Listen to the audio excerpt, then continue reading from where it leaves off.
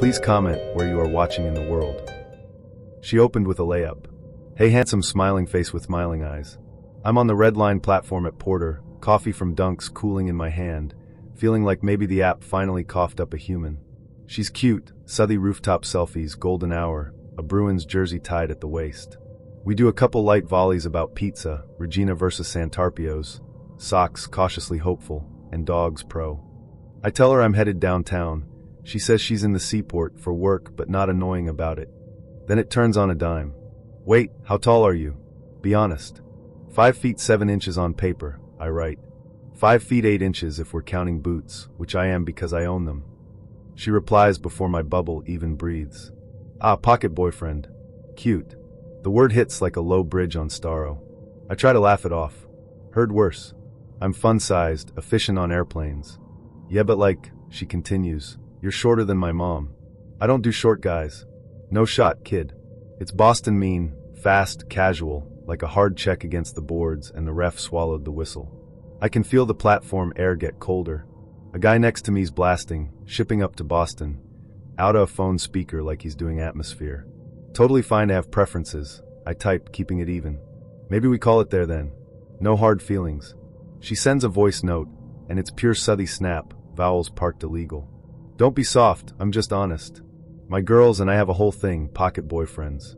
They're like portable. It's wicked cute. Portable. Like I'm a Stanley Cup. I should bail. Instead, curiosity, aka the reason I've been starrowed twice in one life, makes me ask, you always roast dudes like this? Only when they lie, she says. Half the app says 6 foot, and they're 5 feet 9 inches in Air Maxes. At least you admitted it. Then a screenshot lands, some other guy's chat, height circled in red, her group text above it. Another liar face with tears of joy. She's farming LOLs. I can see the usernames of her friends like a Greek chorus. Lynn's, Alyssa, Katie, all caps. I swallow the part of me that wants to explain dignity to strangers. Okay, but I didn't lie, I write. Also, I'm a person, not content. She fires back a pin drop for a North End spot. Meet me outside Modern Pastry at 7. Stand by the door so I can see how tiny you are. If you're wicked tiny, I'm gonna dip, fair? I stop walking. The heat crawls up my neck like I'm in a February wind with no scarf. Folks moving around me to get to the Green Line stairs. A busker's murdering Sweet Caroline, and even that feels like a personal attack. Hey, I text, that's not funny to me. She sends 3 laughing crying emojis and a relax, I'm just playing. You can put me on your shoulders if you want to feel tall face with tears of joy. I picture it, me a prop in a story she'll tell later to Katie all caps. Remember pocket boyfriend who tried to be tall? I picture standing by the bakery door while she decides if I'm worth basic respect, like I'm an avocado at Trader Joe's. I picture my body becoming a group chat for sport. Something in me, call it the Boston in me, the little masshole that only wakes up for line cutters and folks who block the box, goes still. Gonna pass, I write. Not doing additions for your friends. She replies instantly. Elmeo okay Napoleon. Good luck. I put the phone in my pocket like it's something fragile and stupid. I walk up to street level where the city's got that winter blue dome on it, and I do a lap past the common, the kind where you rehearse all the things you could have said louder and funnier. I think about the way she said honesty, like humiliation and truth are synonyms if you say 'em fast. My buddy texts, game at 8 cask? I tell him I'll meet him, and I do the thing my therapist, Cambridge obviously, told me to do, name the feeling, then put it down. Embarrassed. Angry. Not 5 foot anything. Just a guy in a coat who remembers he's not a rating. She pings again, a last shot from the cheap seats. A screenshot, my chat, cropped so my name's gone, captioned the audacity. I don't reply. I report, block, and let the app eat its own tail. At Cask, the beer's cold and the fries are hot enough to burn your sins off. My buddy's like, you good? And I tell him the gist. He shrugs that Boston shrug that means both people are garbage and will live. Between periods I check my phone, habit mostly. A DM's in my requests from someone named Alyssa, one of the Greek chorus. For what it's worth, she writes, she's relentless about that. Sorry if she was a jerk. It helps and doesn't. I send back a thumbs up and pocket the grace. On the walk to the T, I pass a packy, a drunk bachelorette howling, a guy trying to parallel a ram into a space that's a Honda Fit on its best day. City's a funhouse mirror. You can lose your shape if you let it. Down on the platform, The wind does that tunnel howl, colder than any comment. I take off my hat, slick my hair back with my hand, put it on again. Some kid in a BC hoodie gives me the nod. That's the whole sermon. Train screeches in, doors huff. Inside, everybody's regular height when we're packed shoulder to shoulder. I stare at the route map like it's a poem and practice not absorbing strangers' projections like shrapnel. My stop chimes. I stand, and I swear I gained an inch on the ride. Might just be the boots. Might just be me. Single father of 3. They're my world. If you don't have what it takes to help me raise my kids, then move aside and let a real woman step up. If you want me alone, you will pay for the babysitter. Must help cover beard and hair care. Being this beautiful ain't cheap. Must have your own car, preferably a 7-seater. Must cook, clean, and be submissive. No taller than 5 feet 7 inches. Under 100 kilograms. Must be fit. Have your own income. And your own teeth. Your own teeth about knocked me clean off the MARTA platform. I'm from here, born off Peachtree like everybody else claims, so I can handle a little ATL swagger. But this was a whole HR policy with a side of misogyny. I screenshotted it to my group chat. My cousin texted back, he hiring a girlfriend or a maid? My friend Keisha said, sis wants a Chick-fil-A team member, closed on Sundays. Before I could finish laughing, he slid into my inbox.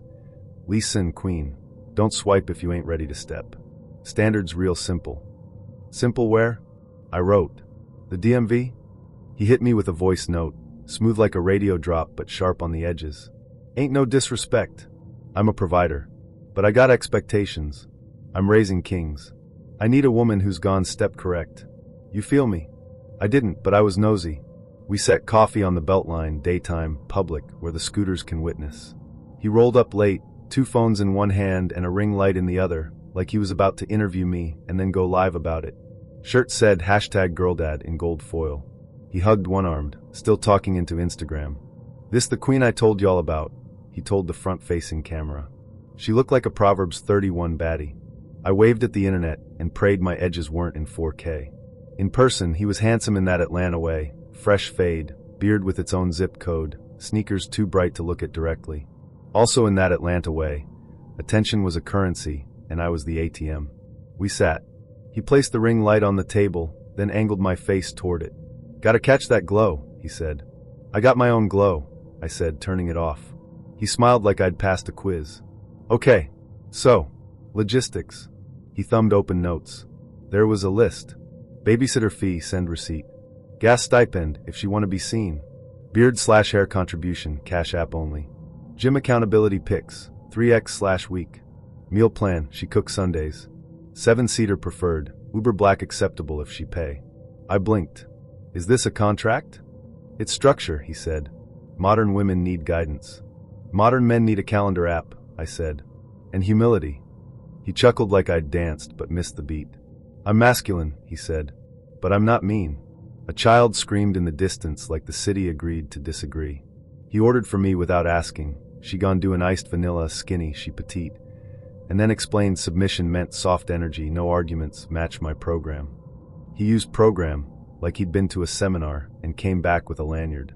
My phone buzzed. Keisha, share location. I did. He leaned in, cologne first. So what you pitching in? Babysitter's $80, so Cash App 40 and we even. Even? I said. I ain't seen a kid. Tonight, queen. He winked. If you want to see me solo, you gotta invest. Investments usually have returns, I said. He grinned big. You'll get your return. I changed the subject to his kids, ages, schools, little hobbies, trying to center something real. He softened a hair. They good boys, he said. Smart. Respectful. Just need a woman's touch. Then like a switch, also teeth. You got your own. Folks be out here with the veneers looking like piano keys. Got my own, I said. And boundaries. He laughed, checked one of his phones, then asked me for a gym mirror selfie to prove discipline. I told him my body wasn't a quarterly report. He shrugged, like that was a learning he'd consider later if it fit his brand. We wrapped. He insisted on planning dinner at the Battery. Bring something cute, he said. And 40 for childcare. Tell you what, I said. I'll bring me. You bring your grown man wallet. He sent 3 laughing emojis and a flex. That night at the restaurant foyer, varsity neon buzzing down the block like a red-orange threat, He arrived with 2 little boys and a diaper bag. "Surprise," he said, beaming. "Figure we see if you bond." One boy hid behind his legs. The other blinked at me like I was a substitute teacher. "Hold this," he said, handing me the diaper bag like a relay baton. "I gotta run to the car, beard oil." I handed it right back. "I'm not a test." "It's family," he said, offended. "You said you wanted real." I said I wanted respect. He huffed, pulled out his phone, went live. "Modern women ain't built like Big Mama. They want soft life but don't want to help raise kings." "Cut the sermon," I said. "Go feed your kings." Without an audience.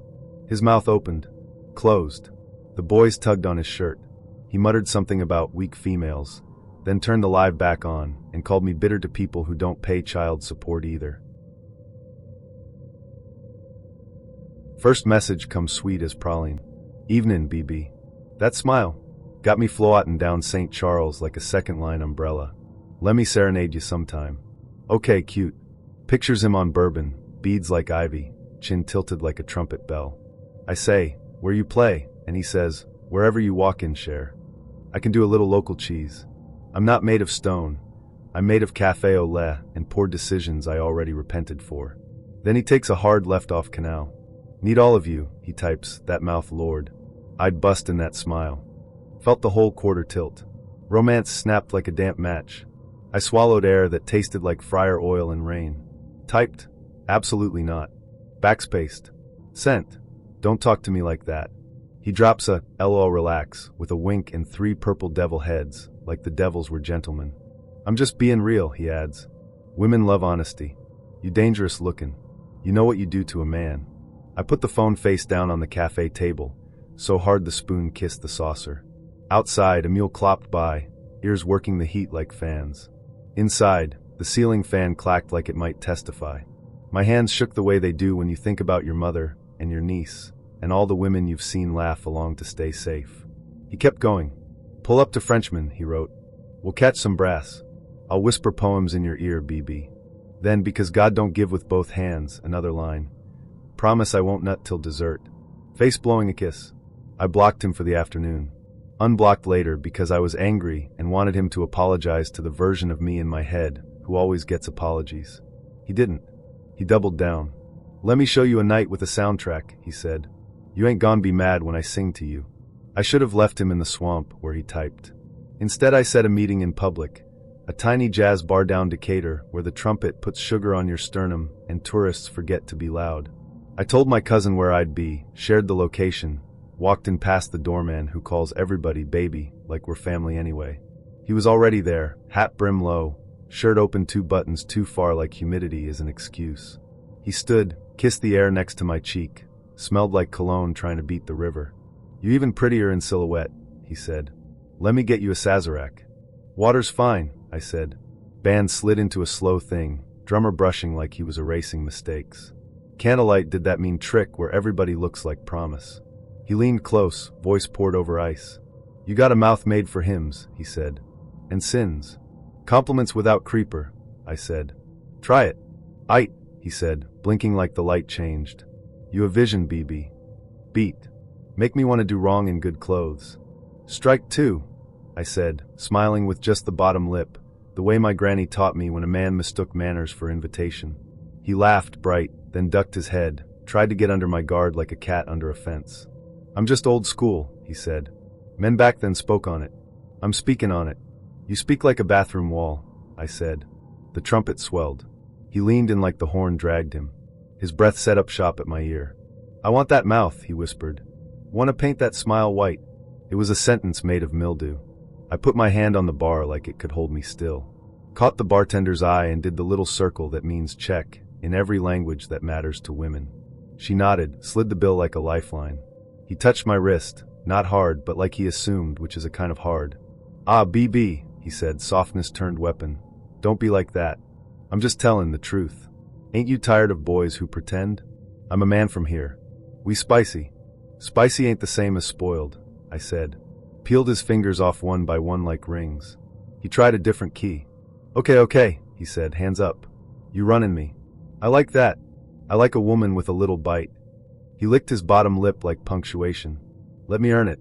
I'll be good." Good men don't put bust and smile in the same breath, I said. Not even in jest. Everybody nasty, he said. I'm just honest. Everybody eats, I said. We don't all chew with our mouth open. I paid, over-tipped. He looked offended I'd stolen his chance to prove chivalry by buying me like a receipt. You cold, he muttered, but softer, a drawl trying to drag me back. You live icebox. Bet you melt. Not for you, I said. Not for that.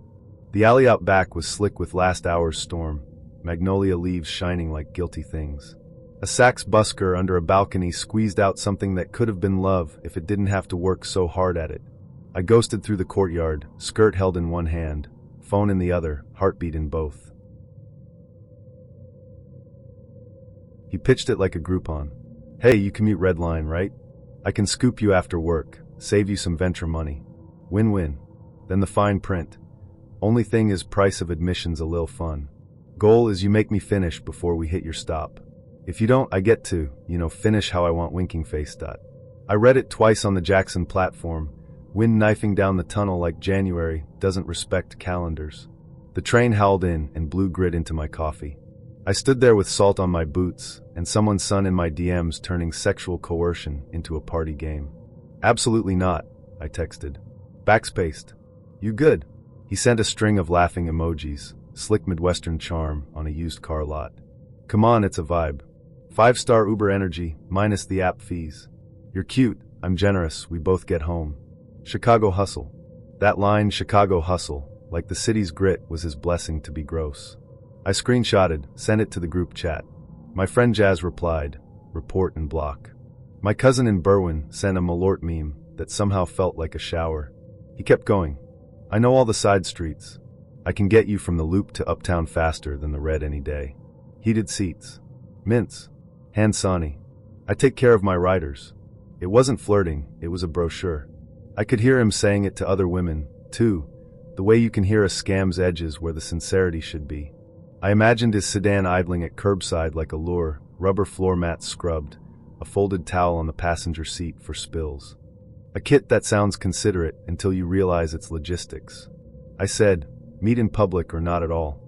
He offered tacos near Lake in Wabash, then accidentally dropped a pin 1 block farther, where the lighting's worse and the foot traffic thins between rushes. Win-win, right? I went anyway, nosy and mad make a dumb duo. Shared my location with Jazz and set a 30-minute check-in. The night was that Chicago gray that turns everything into a Xerox. His car was exactly what I pictured, silver, anonymous, idling. He leaned on the hood, hands in pockets like he had a promise to sell. Hey, he said, voice smooth as a radio promo. Told you I got 5-star energy. He popped the passenger door like a magician revealing a dove. The console held gum, sanitizer, mints in a tidy tray. The towel was folded with hotel corners. I stayed on the sidewalk. We're not doing this. He grinned wider, salesman hearing, maybe inside no. You ain't even heard the best part. You set the playlist. Country, rap, NPR, I don't care. I'm adaptable. And I'm not a creep, okay? He did the hands up move men do when they want the world's cookie for not actively being dangerous. You literally med me a creep script, I said. My safety's not a coupon code. He clicked his tongue, disappointed like I'd lowballed him on a Camry. Relax. People too sensitive now. It's just grown folks playing. You act like I'm kidnapping you. A red line train roared overhead. The L's rattled the metronome of my backbone. I'm acting like my body belongs to me, I said. He tried that fake offended thing. Wow. You must be fun at parties. Then the pivot. We can just drive. Hand stuff optional. He winked toward the console, like a stage direction. I walked, directly past him, into the taqueria with the fluorescent menu and the saints taped to the counter.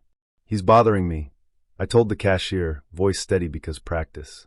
The cashier nodded once and said, We got you, loud enough to be gospel. The cook in back banged a pan like punctuation. He followed me in, bluster first. Whoa, don't be dramatic. The cashier stared back like Lake Michigan stares at a pier. It'll take you or not, but it won't argue. He lost volume quick. I stood under the heat lamp and texted my location again. He hovered, then slunk out, then circled back, then finally idled at the curb like he was still the prize. I ordered 2 carne asada tacos because adrenaline needs salt. The cashier slid them across with that Chicago care that doesn't announce itself. You want a water? She asked. I did. He texted from the curb. You humorless as hell. I was being generous. Most girls would be grateful. Grateful for what? I wrote. Human trafficking with rubber mats? He sent the classic, LOL relax. Then a string of eggplants and a steering wheel like 8th grade, and Craigslist had a baby. I reported his profile and blocked him.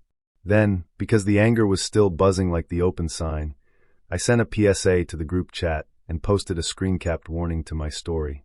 Within minutes, 3 women DM'd me versions of he hit me with that too.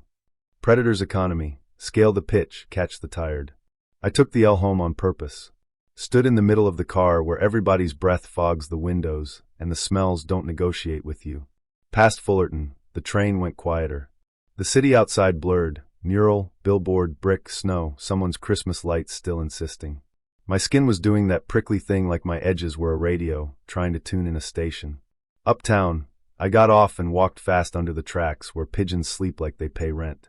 A couple smoked outside the green mill, jazz slanting through the door in crooked honey lines. The lake wind slapped me. I slapped it back by zipping my coat to my chin.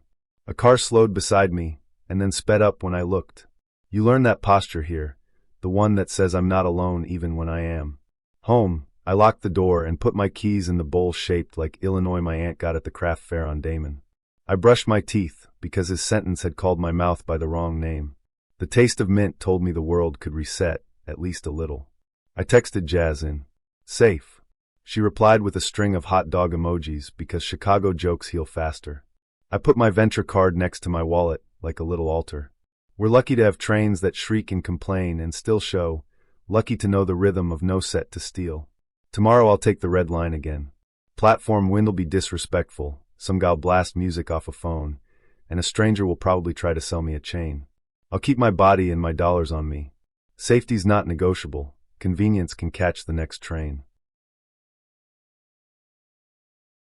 He started with prayer hands and vowels. Please go out with me, he wrote. Then again. Please, please, please, please, please. 10 pleases total, like he was summoning a pizza. It was goofy enough I smiled into my caribou cup. I'm Minnesotan. We award points for trying, don't you know? I answered polite, because that's the law.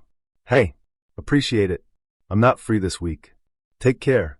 The flood picked up speed. Gosh, I'm just real eager. You seem so nice.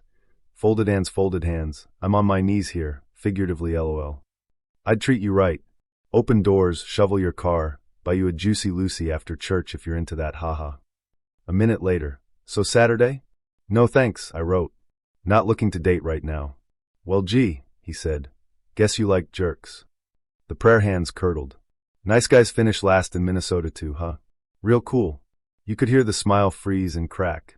I muted him and went on with my day. Target run, walked the lake even though the wind had teeth, texted my sister about tater-tot hot-ish logistics.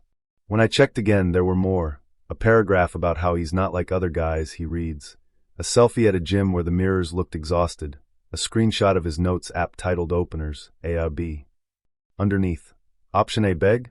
Option B confident? My skin did that static thing. Please don't message me again, I wrote, big girl voice. This is not working for me. He sent a thumbs up, then immediately. Trivia tonight at Muddy Waters?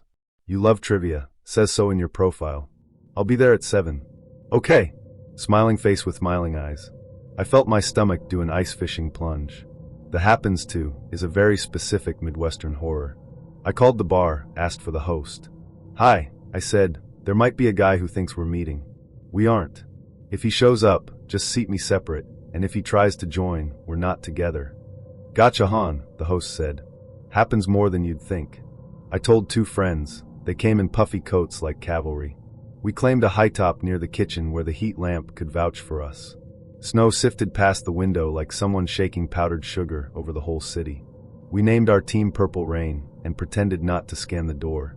He walked in at 7-Eleven wearing the kind of smile you put on for church and court. He spotted me, lifted both hands like a ref signaling touchdown, and beelined. I shook my head. The host intercepted with the grace of a hockey goalie. Oh hey pal, she's already on a team, she said. You're welcome to play solo though. He wobbled between wounded and performative, then sat 2 tables away, back angled so his shoulders could accuse. Round 2, he sent another DM. Wow. Cold. You didn't even give me a chance. I brought you a local IPA. A photo followed, pint sweating next to an empty chair. You coming over or nah? I said no. I typed, fingers steady. Please stop. He posted to his story within 5 minutes, black screen, white text. Nice guys always get used. Women say they want respect, then go for chads. Whatever. A Twin Cities Vaguebook classic. We won 3rd place, which meant a $10 gift card and a plastic trophy shaped like a brain. We cheered louder than necessary. He left without paying his tab. The bartender rolled her eyes and circled back with a rag and a knowing look. Happens more than you'd think, she repeated like a refrain. Outside, the cold had sharpened. We stood under the flickering streetlight and did that little Minnesota huddle where you say goodnight for 15 minutes while everyone's eyelashes frost. You okay? My friend asked. I am, I said, and realized it was true. Relief is its own romance. Choosing cozy over coerced felt like a vow I'd finally learned to keep. We drove to Matt's for a Juicy Lucy because spiked calories count as self-care. The cheese burned my tongue in that perfect way, and steam fogged the windows while Prince hummed on the radio low. I blocked him proper, filed the screenshots, and texted a gentle PSA to my little circle. Heads up on this guy, persistence masquerading as manners. Back home, I shook salt on the stoop and watched it bite the ice, the way a good boundary eats through slick. Snow kept falling, quiet as a kept promise. Inside, the radiator clanked like it had opinions. I slipped on wool socks, set my phone face down, and let the room warm up around the space I didn't give away. Not a prize for please. Not a reward for manners. Just a person, warm as a kitchen, choosing my own weather. Bio said San Diego, 3,600 Ks away. I wrote, mate, you're a tad far. Wrong Brisbane? With a laughy face, so he'd know I'm friendly, not feral. He comes back straight away. Haha, nah, I was literally there last week. Low-key vibin', your energy though. Congrats on visiting a map, I said. You moving here or just collecting time zones? Could, he goes. Like, I'm flexible. Then, also NGL, I've got a rare moment to myself RN to come, so if I go quiet, that's why. Self-care, you feel? My thumbs froze over the screen like I'd just seen a snake on the footpath. I was parked outside Woolies in the valley, sweat sticking my shirt to the seat. Somewhere a magpie argued with a Uda. I read it again, blinking. Nope, still the same sentence. He had announced that. Like weather. Like traffic on the M1. That's quite a share, I typed, because Queensland niceness is baked in with the heat. It's all good, he replied. Honesty is kinda my thing. Then a voice note, SoCal drawl, breathy like he'd jogged 3 steps and called it CrossFit. Just being real, sunshine. No taboos. Plenty of taboos, I muttered, shoving the phone in the cup holder like it might start leaking. I stared at the Woolies trolley guy doing laps and felt sincerely grateful for high-vis vests and public daylight. He pivoted immediately, like a startled crab. So what do you do for fun out there? Another message. I was in Brissy for a sec, South Bank was chill. Another. A selfie on a beach that wasn't ours, board behind him, lotion bottle on the coffee table, tabs open on a laptop he'd forgotten was in frame. Wish you were here, he added, winky face, as if he hadn't just invited me into the world's worst live stream. Righto, I wrote. Well, I was literally just trying to buy bananas. Haha, go off queen, he said. I'll hit the shower. Then a second voice note, water starting in the background, his tone slipping from cheeky into something that made my skin pull tight, like a motzi had landed, and I couldn't swat it in public. The internet is incredible for a lot of things. Paying Rego, streaming footy, ordering a kebab to your couch. It's less incredible when a stranger's body tries to land in your arvo because he mistook oversharing for intimacy. I closed the app and stared at the steering wheel till the sweat dried. It's funny what you think about. My niece at netball, my mum's nag about sunscreen, every hand sanitizer pump I've touched since 2020. Also the specific way this felt, like someone had yanked a door I didn't open. He messaged again while I was in produce. Yo sunshine, you there? Apple emoji. Peach emoji. Steering wheel emoji for some reason. I'm super respectful BTW. I put the phone face down on the capsicums and breathed like my Pilates teacher says. At checkout I told the kid bagging my groceries, "You're doing great, darling." Like it was a spell for the whole world. Out on in street, the heat pressed a palm to my forehead. He'd sent another shot, beach at golden hour, board tucked under his arm, the kind of sunset people think makes anything profound. Sunsets here are insane, he captioned. Kinda miss Brissy already. You were here last week, I typed. We're still drying the towels. LOL, you're spicy, he said. You should totally fly out. Mate, go touch grass, I wrote. Without your phone. Wow, he replied. Didn't realize you were such a prude. There it was, the trick where your boundary becomes their accusation. I pictured him in his lounge, board propped in the corner like a personality, lotion on the table like a prop, the window open to a view that doesn't make him less far. I blocked him, chucked the groceries in the boot, and drove home with the AC doing its best. The jacarandas on my street had dropped their purple like confetti. The footpath looked like a party we'd already cleaned up. I poured cold water into a stubby holder because that's what we do, and sat on the steps while a gecko clicked like a tiny metronome. My friend texted, "Pub trivia tonight?" I sent back, "Absolutely," and a screenshot of the worst sentence a stranger had ever donated to my afternoon.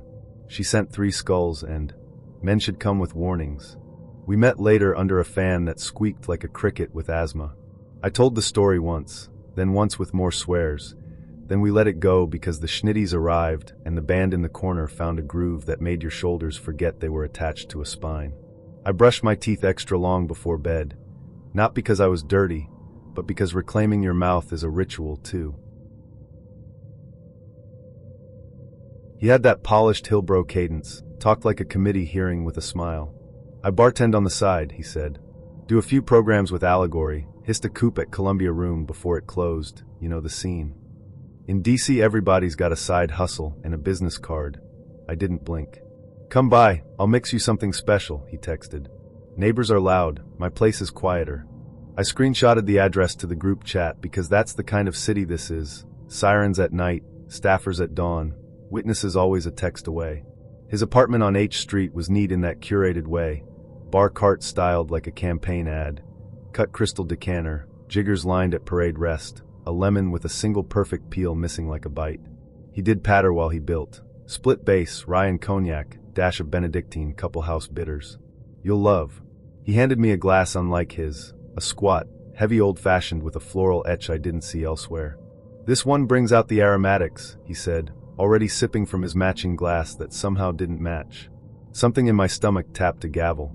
He watched me more than the drink, eyes tracking my throat like he was taking a vote. I lifted it, smiled, and said, "You gotta try this." I tipped it toward him, generous.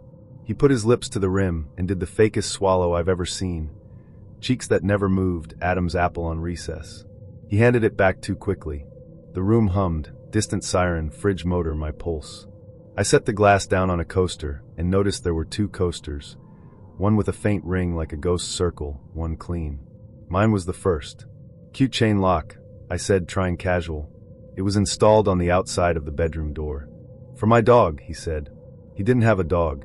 He turned to crush ice with a mallet. The drawer he opened flashed a pill splitter, ordinary and not, like a stapler that could ruin a life. I smiled like a staffer eating donor chicken, slid my phone under the counter lip, and typed to my friend, "Call me in 60 seconds. Emergency voice. It rang on cue. "Oh God," I said into nothing. Roommate locked herself out. I grabbed my tote, my keys between fingers, added the little DC laugh we use to lube exits. "I'm so sorry, rain check?" He looked genuinely surprised, like he hadn't budgeted for me walking. "We didn't even," he started. "Yeah," I said, meeting his eyes. "No thanks, I like my glass like yours." On H Street the air tasted like fryer oil in summer. My hands shook all the way to Union Station. I texted the group, "Home." "Fine. Trust your body." The creepiest part wasn't what happened. It was what almost did. New rule after that. Same glass, open bottle, public first. Also a small chorus I keep for nights like this, whispered over the metro's brake squeal. You listened, you left, you lived. Ugh, okay, so picture this, I'm trapped.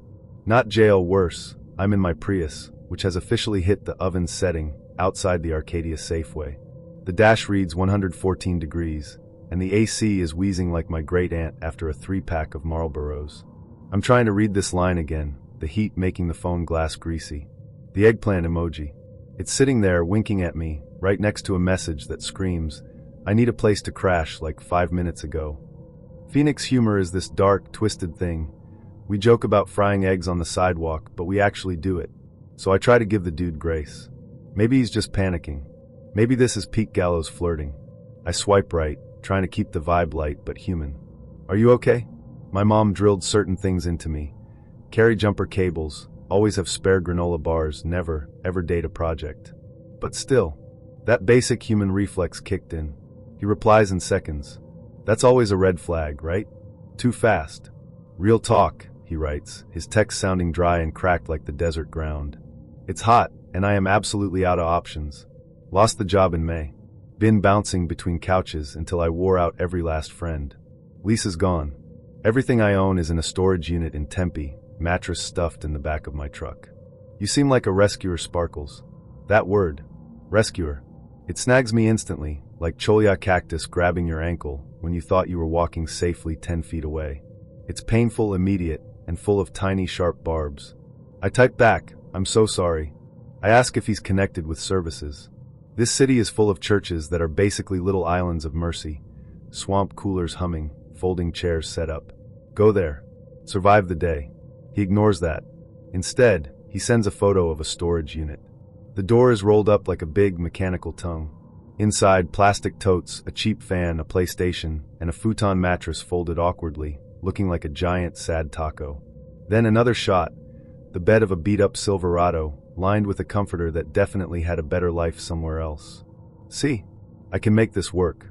I'm resourceful, but it would work so much better with a soft place to land. We'd take care of each other. I give good connection. My beautiful boy is, loyal to winking face. Innuendo layered right on top of genuine catastrophe. It's a toxic cocktail. The part of me that is genetically programmed to save things, stray roadrunners, sad little plants from the clearance rack, thrifted chairs with wobbly legs, starts to reach for her tool belt. I can fix this. But the other part of me, the one that has lived through a dozen July Augusts in Phoenix, screams, very calmly, asterisk heat kills here. Don't let someone else's emergency set your house on fire. Asterisk. I ask, do you have family? Anyone out of town? He says his mom is in Payson, but her new boyfriend don't like him. He says his ex kept their dog. Then he hits me with the kicker. Women with rescuer energy have always shown up when he needed them most. He says I'm giving off that vibe. I type very deliberately, I'm not housing.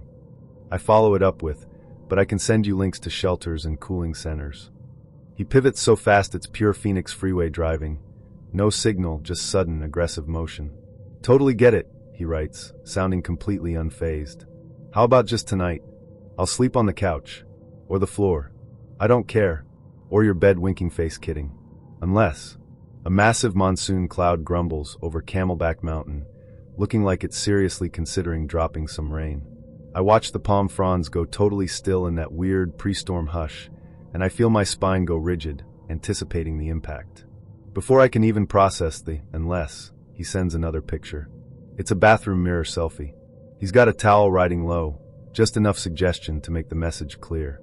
The caption, my boy says hi. I flip the phone over, face down on my thigh. The black screen reflects my own stressed out face. I think about every woman I know who tried to help a man like this and ended up feeding one more mouth, plus his fragile ego, plus his deep, corrosive shame.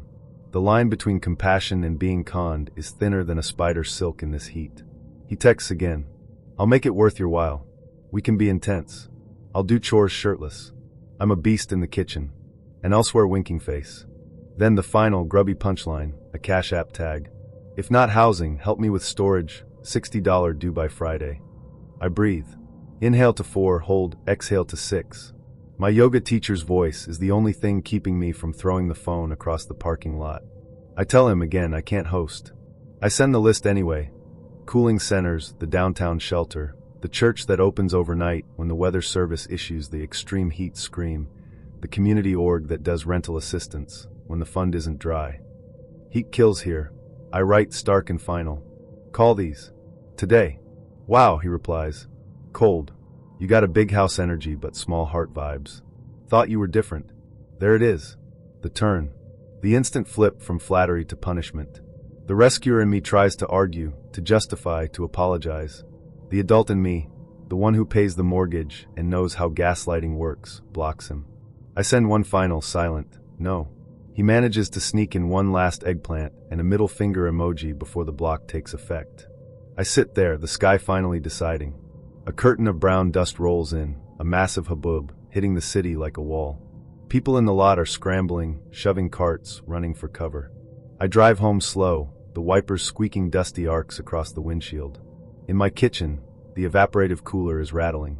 I put a bowl of ice in front of it, a gesture of habit and hope. Then, I do what I can do without inviting the storm into my actual living room. I donate to a local housing nonprofit. I check their website. $1.25 buys bus passes and box fans. I drop a case of water at the local fire station that has a sign saying, "Take one if you need one." It's not heroic. It's not enough. But it's not nothing. Later, the storm passes, and the rain scrubs the heat off the world for 10 perfect, beautiful minutes. I sit on the stoop and watch steam lift from the asphalt like ghosts finally escaping the pavement. The desert rewards boundaries the way it mercilessly punishes carelessness. I think of his storage unit, the mattress taco, the way he blurred the line between a roof and sex, treating them like the same currency. Desire shouldn't be the price of someone else's survival. My porch light hums. The ocotillo in my yard drinks deeply, looking forgiven. I lock my door, then I lock my phone, and I let the storm pass without inviting it in. Part A, Boston. Back Bay date, white wine John. She's glossy in that Newbury Street way, cashmere sweater, perfume that says tuition.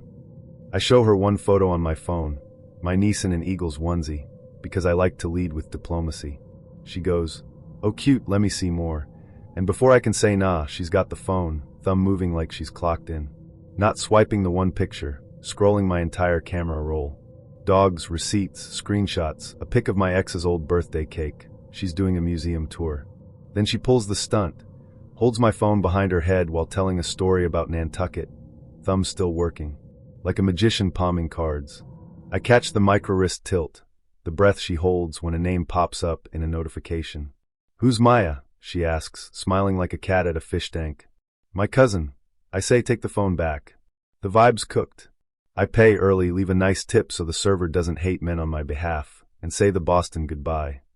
Great meeting you. Translation, never again. Part B, Philly. Back home, South Street bar with a sticky shuffleboard and a good jukebox. She's got big hoops and a laugh that hits the back wall. I hand her my phone to cue a song, simple trust exercise. She ghosts the music app and opens messages like it belongs to the city. I catch the move in the window's reflection, that tiny downward angle, hunting. "Just checking the vibe, yo," she says, all casual, thumb skimming names like she's reading a menu. "Nah," I tell her, friendly but firm. "No scrolling, please." "It's not that deep," she says, and chuckles. Then a smirk when an old photo bubbles up, me and a friend at the parade, arm in arm. "Ah, she cute," she says, waiting for me to explain my entire past like it's crosswalk law. I lock the phone. Little blue bubble spins, the night shrinks 2 sizes.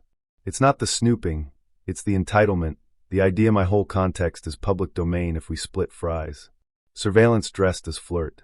She shrugs. "You hiding something?" "I'm keeping something," I say. "Same difference," she snaps. I toss cash, over tip again, bartenders are witnesses, and give the Philly closer. I'm gonna bounce, no hard feelings. Outside, SEPTA rumbles by like a sermon. I hit the corner spot for a hoagie, and let the roll absorb the nonsense.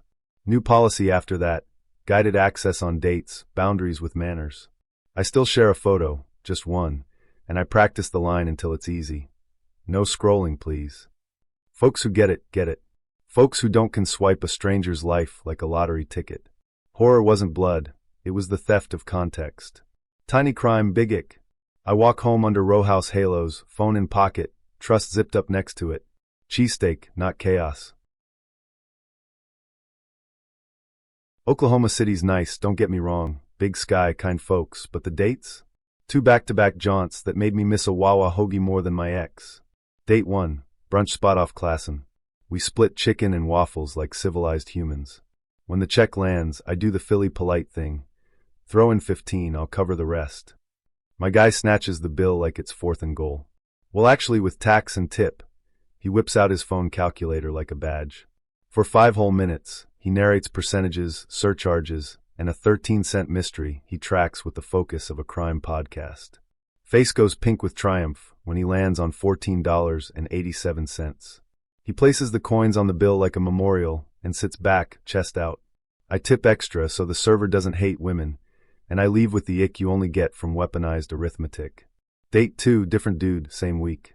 Parking lot outside a steakhouse washed in that sodium orange light that makes everyone look like a traffic cone. We say hi, do the little, how was your drive jig?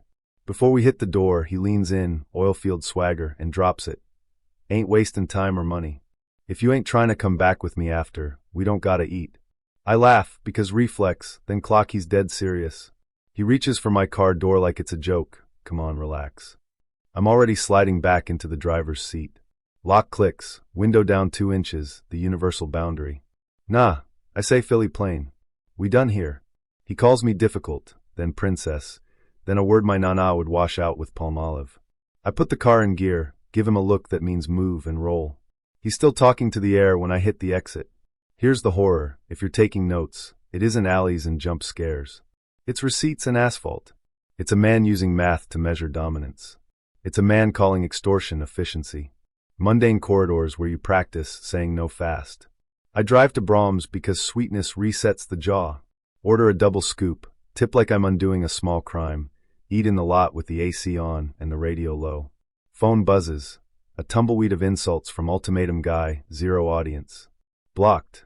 I text the group chat a PSA and a selfie with my ice cream, captioned cheesesteak energy, Oklahoma edition.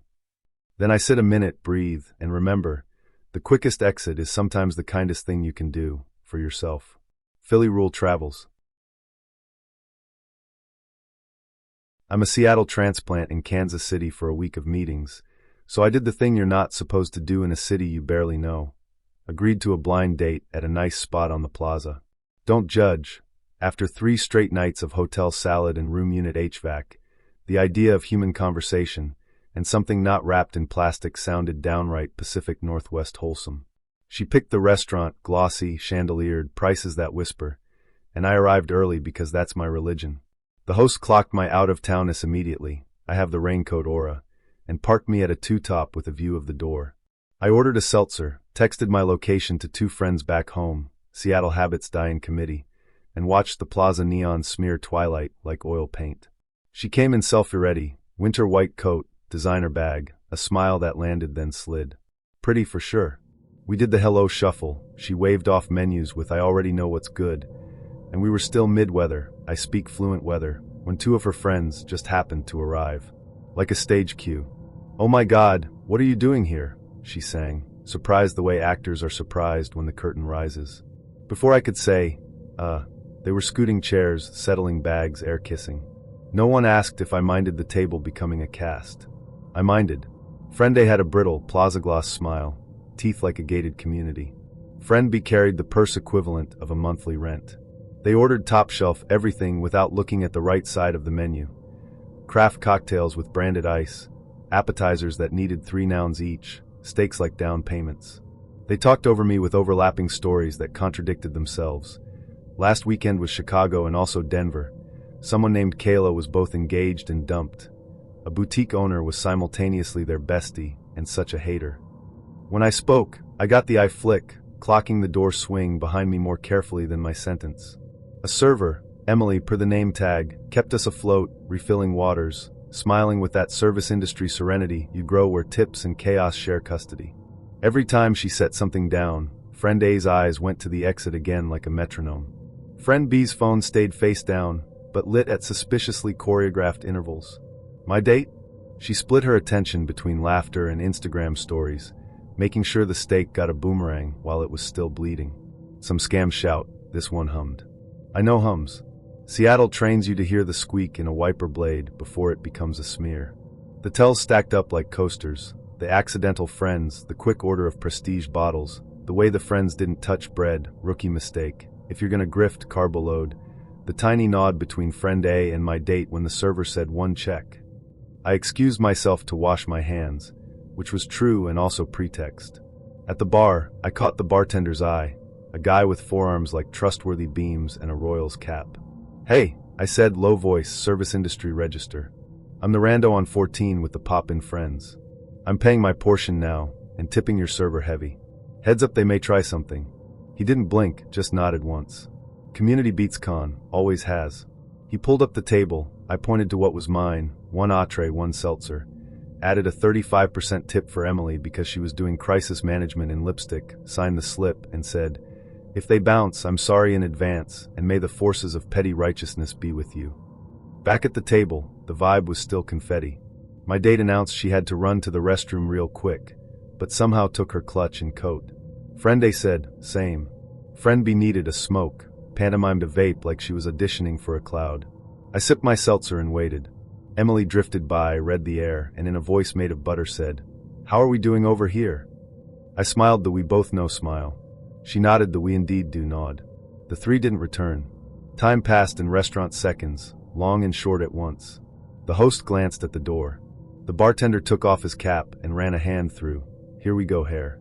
A manager materialized with the pleasant face of a person who can talk down a raccoon. When the trio tried to slip for real, coats on, hair laughing, the manager intercepted with Midwest mercy. "Hi there," he said like this was a church foyer. "Looks like you forgot something." Friend A did the wide-eyed "Oh." Routine. Friend B patted an imaginary pocket. My date aimed her phone at a point slightly above responsibility. "Our friend paid," she said, thumb at me like a loaded elevator button. "Your friend paid his portion," the manager said, using my name because I'd left it on a receipt like a breadcrumb. "And he tipped Emily, who is a treasure." And then we all learned about a thing called consequence. After some theater, my bag, my Uber, my blood sugar. A dad was summoned by phone, then in person, mad, tired, maybe used to being both. He paid with a card that had seen things and glared at the trio in ways that suggested a family group chat would be lively later. They left in a froth of perfume and vexation. I slipped out before Act 3, walked into night air that smelled like fryer oil in December, and laughed to myself with the soft relief of dodging a play. Creepy isn't always a guy whispering. Sometimes it's a table trying to make you into an ATM. Predation, but make it parasitic. 2 days later, after my meetings, I wandered back in for a burger because closure loves protein. The bartender grinned as soon as he saw me. "You called it," he said, sliding me a water like a medal. Emily waved from behind a tray. I dropped off a 4-pack of cupcakes from a place I'd Googled, Seattle manners in a KC accent, told the manager thanks for backing his staff, and wrote community con on the tip line like a corny uncle. That night I met co-workers at a lower stakes bar, where the beer is democratic and the wings are harrowing. "How's Plaza dating?" someone asked, and I told the story with more jokes than judgment. "Image search first," said the woman from accounting, not wrong. "And meet in cheaper rooms," I added. The older I get, the more I trust diners and daylight. Back in my hotel, I texted the story to my Seattle group chat. Responses stacked like rain clouds. "You are a sitcom. Never change. Buy staff cupcakes forever." Out my window, the plaza lights flickered like a winter constellation you can't see from home. Different city, same rule. Be kind to the people who work late and see everything. And when your gut hums, listen. We're from Washington. We know what a good barometer feels like. He messaged like a comp offer. "Dinner at STK Thursday? 8:30, I'll handle it. If the vibe's right we can do a cute lil BJ after face blowing a kiss." It was the kind of line that thinks it's wearing cologne. I stared at it long enough for the casino in my head to change dealers. Then I typed, counteroffer, "If dinner goes well I'll write you a thank you note on a strap-on." He responded before my bubble finished breathing. "Hello, what? I'm not into that." "That's the joke," I said. "Because you just offered me a thank you BJ like a Groupon." "Who said Groupon?" he shot back. "It's classy. I'm a gentleman." In my experience, the men who say, "I'm a gentleman," are either about to ask for something weird or hand you a napkin to cry into that turns out to be their broadcasted gym schedule. I scrolled his photos. Promoter smile, promoter biceps, promoter blazer, too tight across promoter shoulders. Wrist full of leftover club bands like merit badges. One shot in front of a skyline you can only love if you've never paid a power bill. The strip at Blue Hour, LED preening. "First dates are for vibes," I typed. "No coupons, no quid pro quo." "Totally," he texted. "No pressure at all. We see how it goes and if it's good, cute BJ. Like a thank you. Not weird." The desert air in my apartment felt drier. "I mean it, no pressure," he added. "I'm not that guy." "Then stop being that guy," I said. "Thursday, 7 o'clock, somewhere where the music doesn't try to mate with our eardrums." "STK is class," he insisted. "I'll put us on the list." "Diner," I said. "Booth. Lighting that won't make me feel like I'm inside a vape pen." He sent a skull emoji, then a compromise, a trendy steakhouse I could already hear in my bones. I gave in. Curiosity has a loyalty program too. I shared my location with 3 friends and stepped into a casino-scented evening where the air conditioning is always auditioning to be your boyfriend. The steakhouse foyer was refrigerated and glossy. A chandelier made of glass antlers threatened to fall and kill the right people. He was waiting, thumbs poised above the screen like hummingbirds. When he saw me, he did the promoter thing, arms out, grin wide, then a half hug that said, "I want a photo with you for my story." "Hey," he said. His voice had that fast, slick lilt of a man who spends his nights introducing DJs like rare wines. "You look amazing. You ready? We're VIP'd. Do I need a wristband to sit?" I asked. He laughed. "You're funny. I like that." At the table, he angled the reservation under the glow like it was a ring. The host said his name with the special reverence you get when you've comped enough bachelorettes to earn a parking space in hell.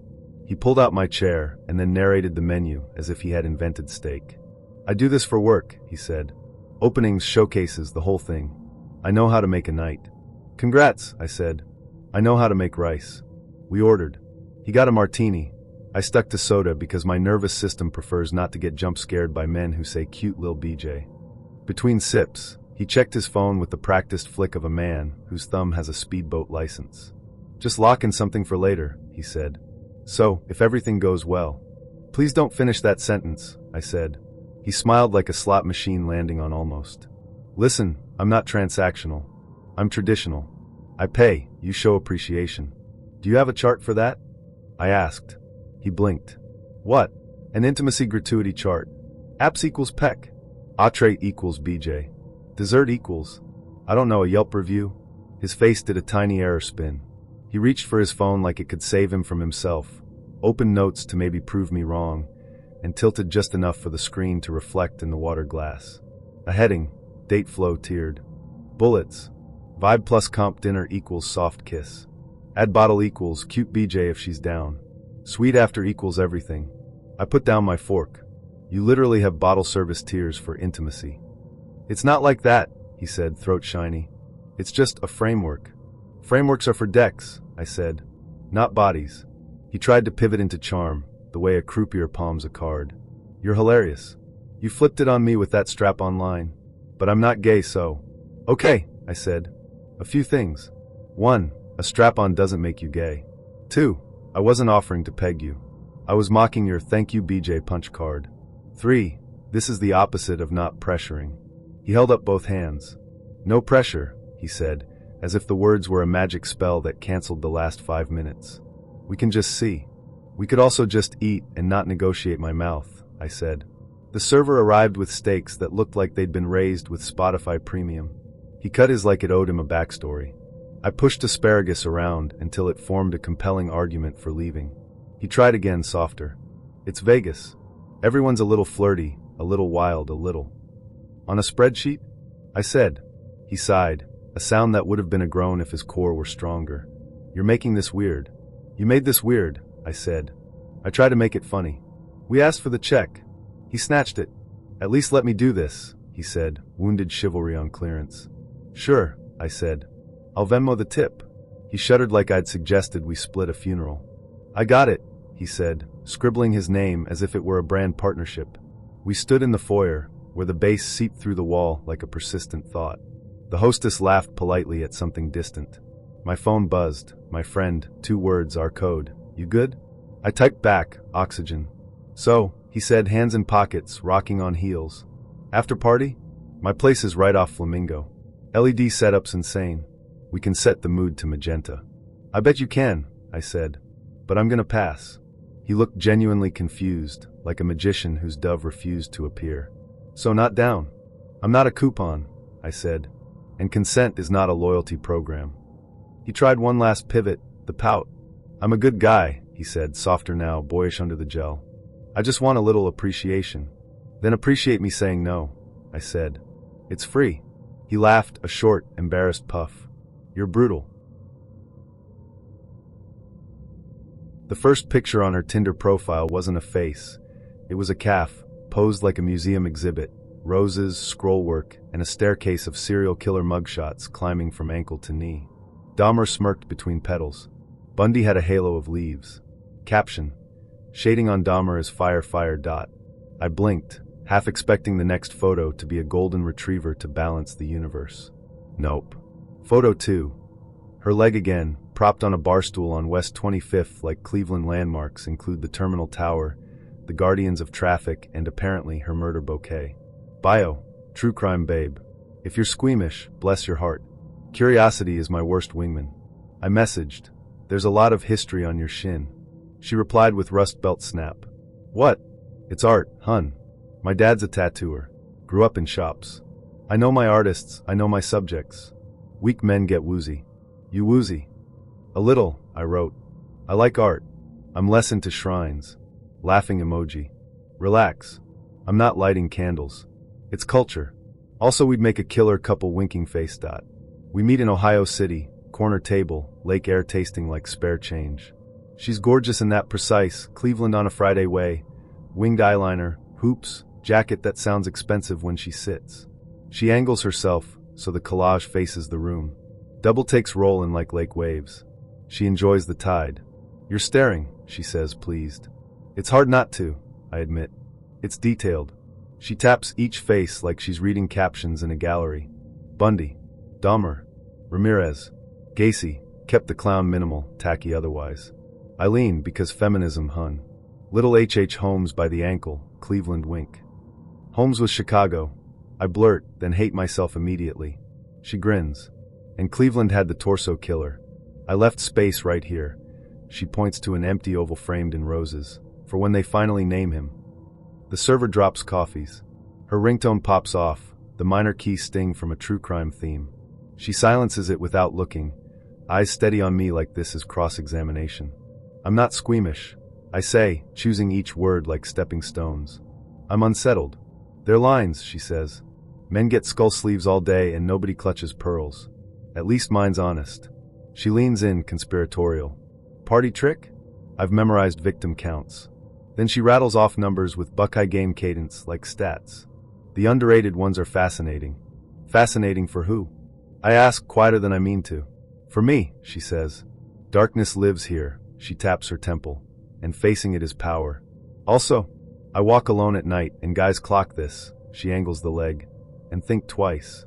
I picture her crossing a parking lot, mugshots watching the asphalt. I also picture those same faces staring up from under a dinner table while someone's grandma passes pierogies. My stomach does a small elevator drop. Your dad really did your first tattoo? I ask, seeking softer ground. 16, she says. Little rose for my grandma. God rest her. Ink's the only thing that sticks when everything else rusts. There's a sheen of sincerity there, like rain on a porch swing. Then the current pulls us back. I've got a session next month, she says, bright again. Empty eye sockets around the ankle. Leaves room to color in if new ones pop off. She sips, watching my face like pay-per-view. I set my cup down. I think I'm out. I say, calm as I can make it. She snorts. With coffee? Or with me? With this, I say, gesturing at the whole curated storm. Her leg, the ringtone, the memorized numbers. It's a lot for date one. Men can't handle a strong woman, she says, like she's stamping rejected. Strong women don't need to carry men who hurt women. I say, and immediately wish I'd chosen kind over clever. I didn't come to litigate. I came to see if I could sit across from the collage and still feel like a person. For a second, something in her eyes flickers, hurt, maybe, or heat. Then the door shuts. Check, she calls, startling the biscotti. I pay before the server has to trieve. Outside, Lake Erie shifts from tin to steel. She tugs her hem down, then up again, indecisive, and at the door throws one last smile over her shoulder. It feels pretty personal when you're threatening immediate termination of my existence, I countered. It's policy, she corrected instantly. Policy is what airlines hide behind when they lose your luggage. I shot back, feeling a surprising surge of adrenaline. I'm not a suitcase you can lose track of. She sighed, a sound that implied I had failed a question no one told me would be on the exam. My ex, she said, her eyes distant, staring past me to some painful memory filed under inefficient use of time, went 2 days without texting and said he was off the grid at a sound bath. In Bushwick. I winced, genuinely. That's still a grid. That's just a sonic grid. Exactly, she confirmed, finally sounding validated. So now I optimize. I minimize variables. The word *optimize* made me think of spreadsheets, funnels, sales pipelines. Dating as KPI management. Somewhere in Williamsburg, I pictured a customer relationship management system weeping softly into its server rack. Tell me something not optimized, I challenged, leaning forward now, feeling the need to inject some chaos before she finalized my termination notice. A messy story, a bad haircut, a time you cried on the Q train because the signal dropped. She hesitated. It was a genuine pause, a flicker of resistance against the machine. It was like reaching past a locked drawer and finding it wasn't empty. Then, I once tried to make sourdough and grew a petri dish. It smelled like a gym sock left in August heat. She shuddered, the motion almost imperceptible. I cried, because the smell lingered. I laughed. It was a real laugh, rusty but functional. The room brightened a fraction. Humanity. She almost smiled back, a genuine upward curve, then remembered her schedule and snapped her attention back to her phone. You didn't text for 7 minutes last night, she stated, her voice back to its neutral, procedural tone. I was washing dishes, I explained. The soap made my hands too slippery to text effectively. You didn't warn me. I didn't know washing dishes requires a heads-up notification.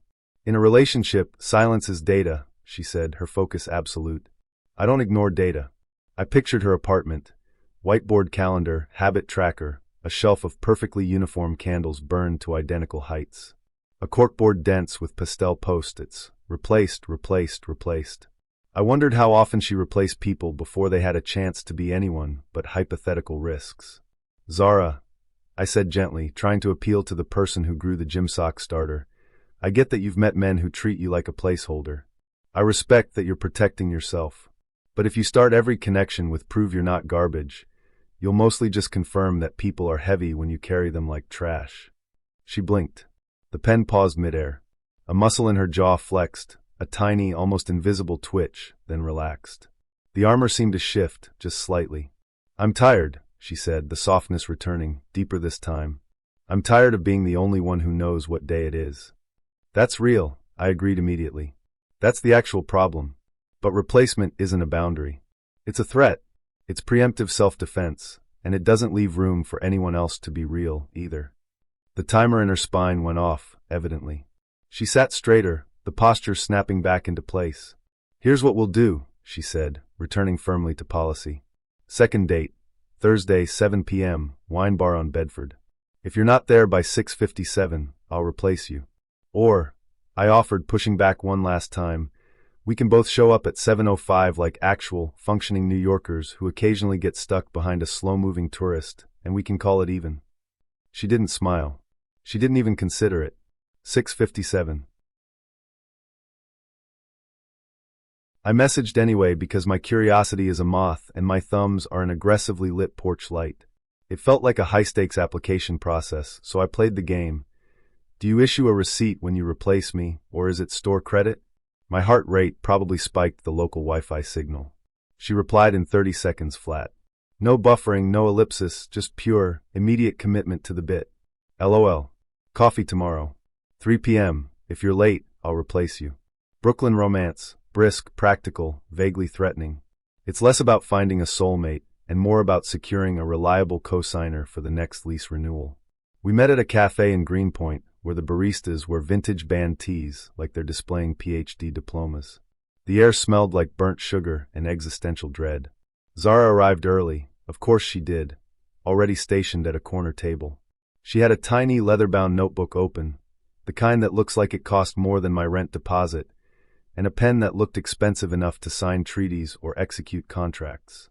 Her hair was yanked into a tight bun, the geometry of which implied serious discipline, and her eyeliner was winged sharp enough to open packages or perhaps pierce vital organs. She didn't stand when I approached, she measured. She took inventory. You're on time, she announced, glancing at her phone like a bailiff verifying a warrant. Not replaced. Yet. Phew. I managed, trying to sound breezy instead of like I'd sprinted the last block. I was worried you'd already drafted someone from the bench. Maybe a utility player? She cracked half a smile, the kind you rent by the minute and have to return promptly. I'm Zara, she said, and I swear I heard a timestamp clicking into place the moment she said her name. We ordered a black coffee for her, something needlessly complicated for me because why make things easy? And I came back to find she'd meticulously drawn a little grid in her notebook. Headings were spread across the top like surveillance zones. Communication, initiative, punctuality, affection, plans. I took a seat opposite a living, breathing rubric. I felt like I was being audited by the IRS, but for my emotional capacity. Is this the test? I asked, gesturing at the ledger. My internal monologue was screaming. Asterisk abort. Abort. This is not dating. This is performance review. Asterisk. This is accountability, she corrected, tapping the paper with the treaty pen. The last man I dated thought, we'll see is a plan. I live in New York. I don't we'll see. I schedule the seeing. Fair, I conceded, trying to inject some charm into the interrogation. I put things on Google Calendar that are just naps, just so I don't forget to rest. Cute, she said noncommittal. The word hung there, completely uninvested. Question. If I text you, how long until you reply? This was the first real landmine. Depends, I said carefully. If I'm in a meeting later. If I'm on the subway later because signal drops. If I'm free, quickly but not in a way that scares the cat, you know? Not immediately, that's desperate. She wrote, response, situational watch. She didn't even look up. It was a data entry. Follow up, she continued, without preamble. What are your plans for the next 2 weekends? Friends show, grocery store, the good one, not the sad one, maybe a movie, depending on my energy levels. You. Hair, nails, work event, mother's birthday, she rattled off like bullets from a highly efficient sidearm. Also, for the record, I prefer men who can see me daily. I nearly choked on my lukewarm drip coffee. Daily? Like, everyday daily? That's a full-time job with mandatory overtime. She nodded, her expression granite. If we're building something, I need consistency. Hours, not vibes. Vibes are what you use to describe poorly mixed cement. I looked around at the other tables, at the couples typing furiously on laptops side by side, doing the New York thing where everyone is supposedly busy, and yet somehow perpetually available for adjacent activity. I can't promise every day, I admitted. I can promise intentional days. Days where the focus is clearly you. She tapped her pen against the grid, the sound echoing in my skull. Intentional is how men say intermittent. It's the polite word for ghosting yourself before I have to do it. The drinks arrived. She stirred hers with decisive, tiny metallic clinks. I took a breath, trying to pivot away from the policy manual and toward actual human interaction. I tried small talk, job, neighborhood, favorite bodega sandwich. She handled each query like a cross-examination, efficient, correct, utterly devoid of warmth. She was a perfectly constructed algorithm, and I was the input data trying to bypass the firewall. Look, she said, leaning in, her voice softening just enough to pass the Turing test for human connection. I don't have time to babysit a man's uncertainty. If you want this, show up, on time, prepared with data. If you don't, say that and I'll replace you. It's not personal. It feels pretty personal when you're threatening immediate termination of my existence, I countered. It's policy, she corrected instantly. Policy is what airlines hide behind when they lose your luggage. I shot back, feeling a surprising surge of adrenaline. I'm not a suitcase you can lose track of. She sighed, a sound that implied I had failed a question no one told me would be on the exam. My ex, she said, her eyes distant, staring past me to some painful memory filed under inefficient use of time, went 2 days without texting and said he was off the grid at a sound bath. In Bushwick. I winced, genuinely. That's still a grid. That's just a sonic grid. Exactly, she confirmed, finally sounding validated. So now I optimize. I minimize variables. The word, *optimize*, made me think of spreadsheets, funnels, sales pipelines. Dating as KPI management. Somewhere in Williamsburg, I pictured a customer relationship management system weeping softly into its server rack. Tell me something not optimized, I challenged, leaning forward now, feeling the need to inject some chaos before she finalized my termination notice. A messy story, a bad haircut, a time you cried on the Q train because the signal dropped. She hesitated.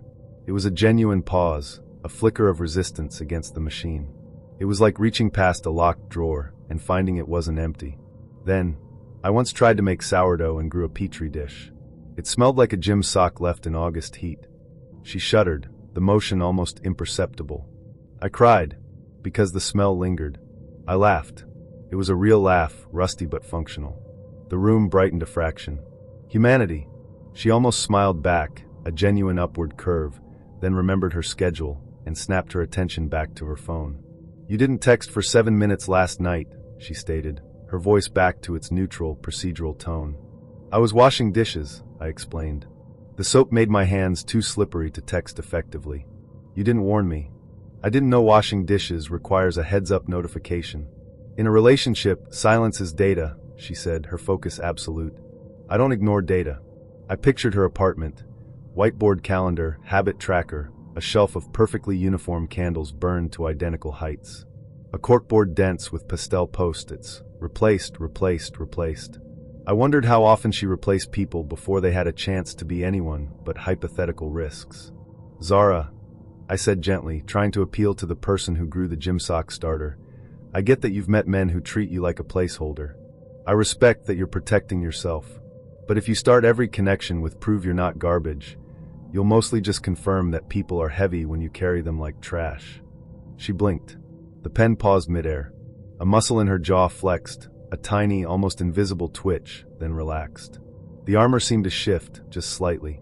I'm tired, she said, the softness returning, deeper this time. I'm tired of being the only one who knows what day it is. That's real, I agreed immediately.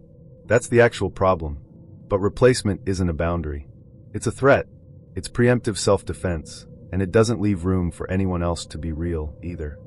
The timer in her spine went off, evidently. She sat straighter, the posture snapping back into place. Here's what we'll do, she said, returning firmly to policy. Second date, Thursday, 7 p.m., wine bar on Bedford. If you're not there by 6:57, I'll replace you. Or, I offered, pushing back one last time, we can both show up at 7:05 like actual, functioning New Yorkers who occasionally get stuck behind a slow-moving tourist, and we can call it even. She didn't smile. She didn't even consider it. 6:57. His Tinder advert read like a dare and a dermatology ad. One part stuck out that shocked me. You will call me daddy. Not because you have to, but because you just can't, but not. Master of female anatomy. Pleasure architect. Career, butthole fiddler. I blinked hard at that last one, as if my phone had developed a typo. The Miami sun bounced off my window and spotlighted the word like the universe wanted me to read it twice. I should have swiped left. Instead, curiosity pushed my thumb like a stagehand. Your career is what? I messaged. He replied so fast the chat bubbles felt preloaded. Daddy works with finesse, smiling face with horns. Not a joke. Miami knows me. Miami knows many men. I didn't need to meet another. But I also didn't need to pay $9 for a curiosity I could satisfy with one cafecito. I proposed a public place, daytime, crowded, loud with harmless clatter. He wanted night, a lounge in Brickell with velvet ropes and women who hover. I held my ground. We compromised, a cafe in Wynwood at 4, where the coffee is strong and the murals don't judge. He arrived smelling like cologne and cold air conditioning. In person, he was handsome in the way a mannequin is. Everything set to default handsome, without the soul toggled on. The blue tint from his photos was gone. The LED strip in his apartment had probably been doing the heavy lifting.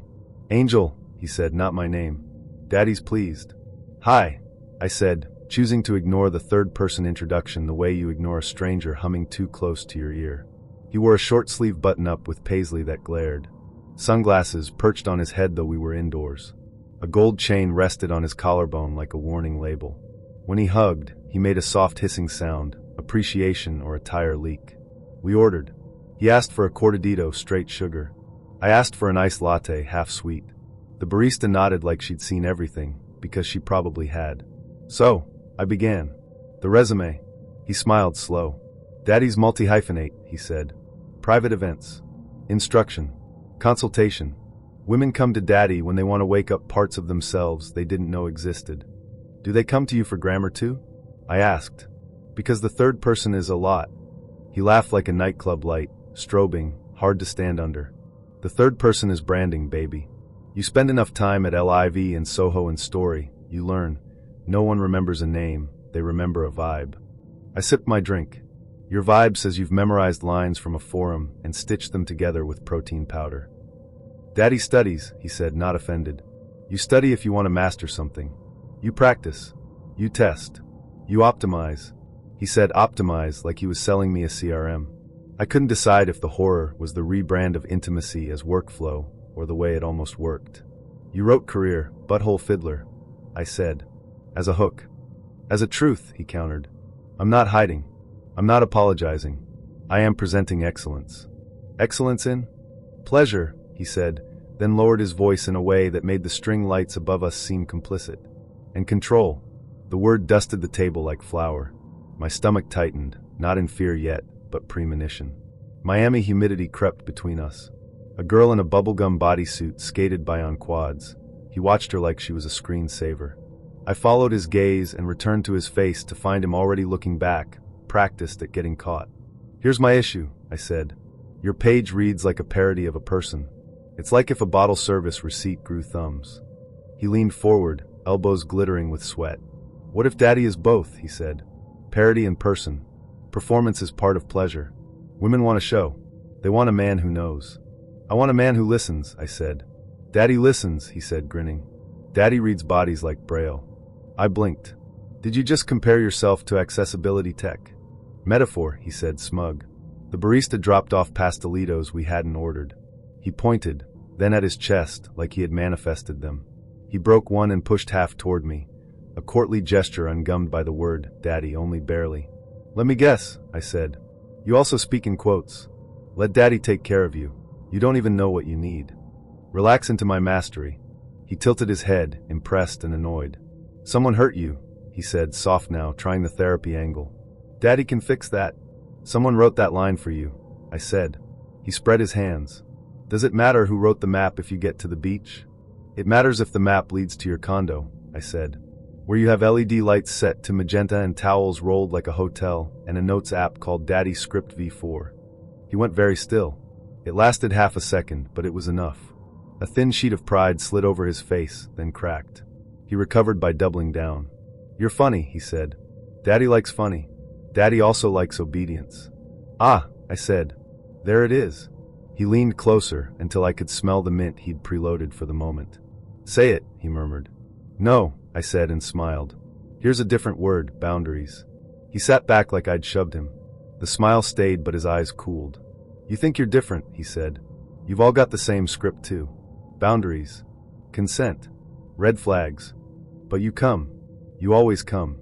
I came for coffee, I said. Not for enrollment. He drummed his fingers. I caught a glimpse of his phone wallpaper when it lit up, a photo of him kissing his own reflection in a mirror. I choked on my latte a little, and he mistook it for swoon. I teach workshops, he said. Sold out. You should come. Bring a friend.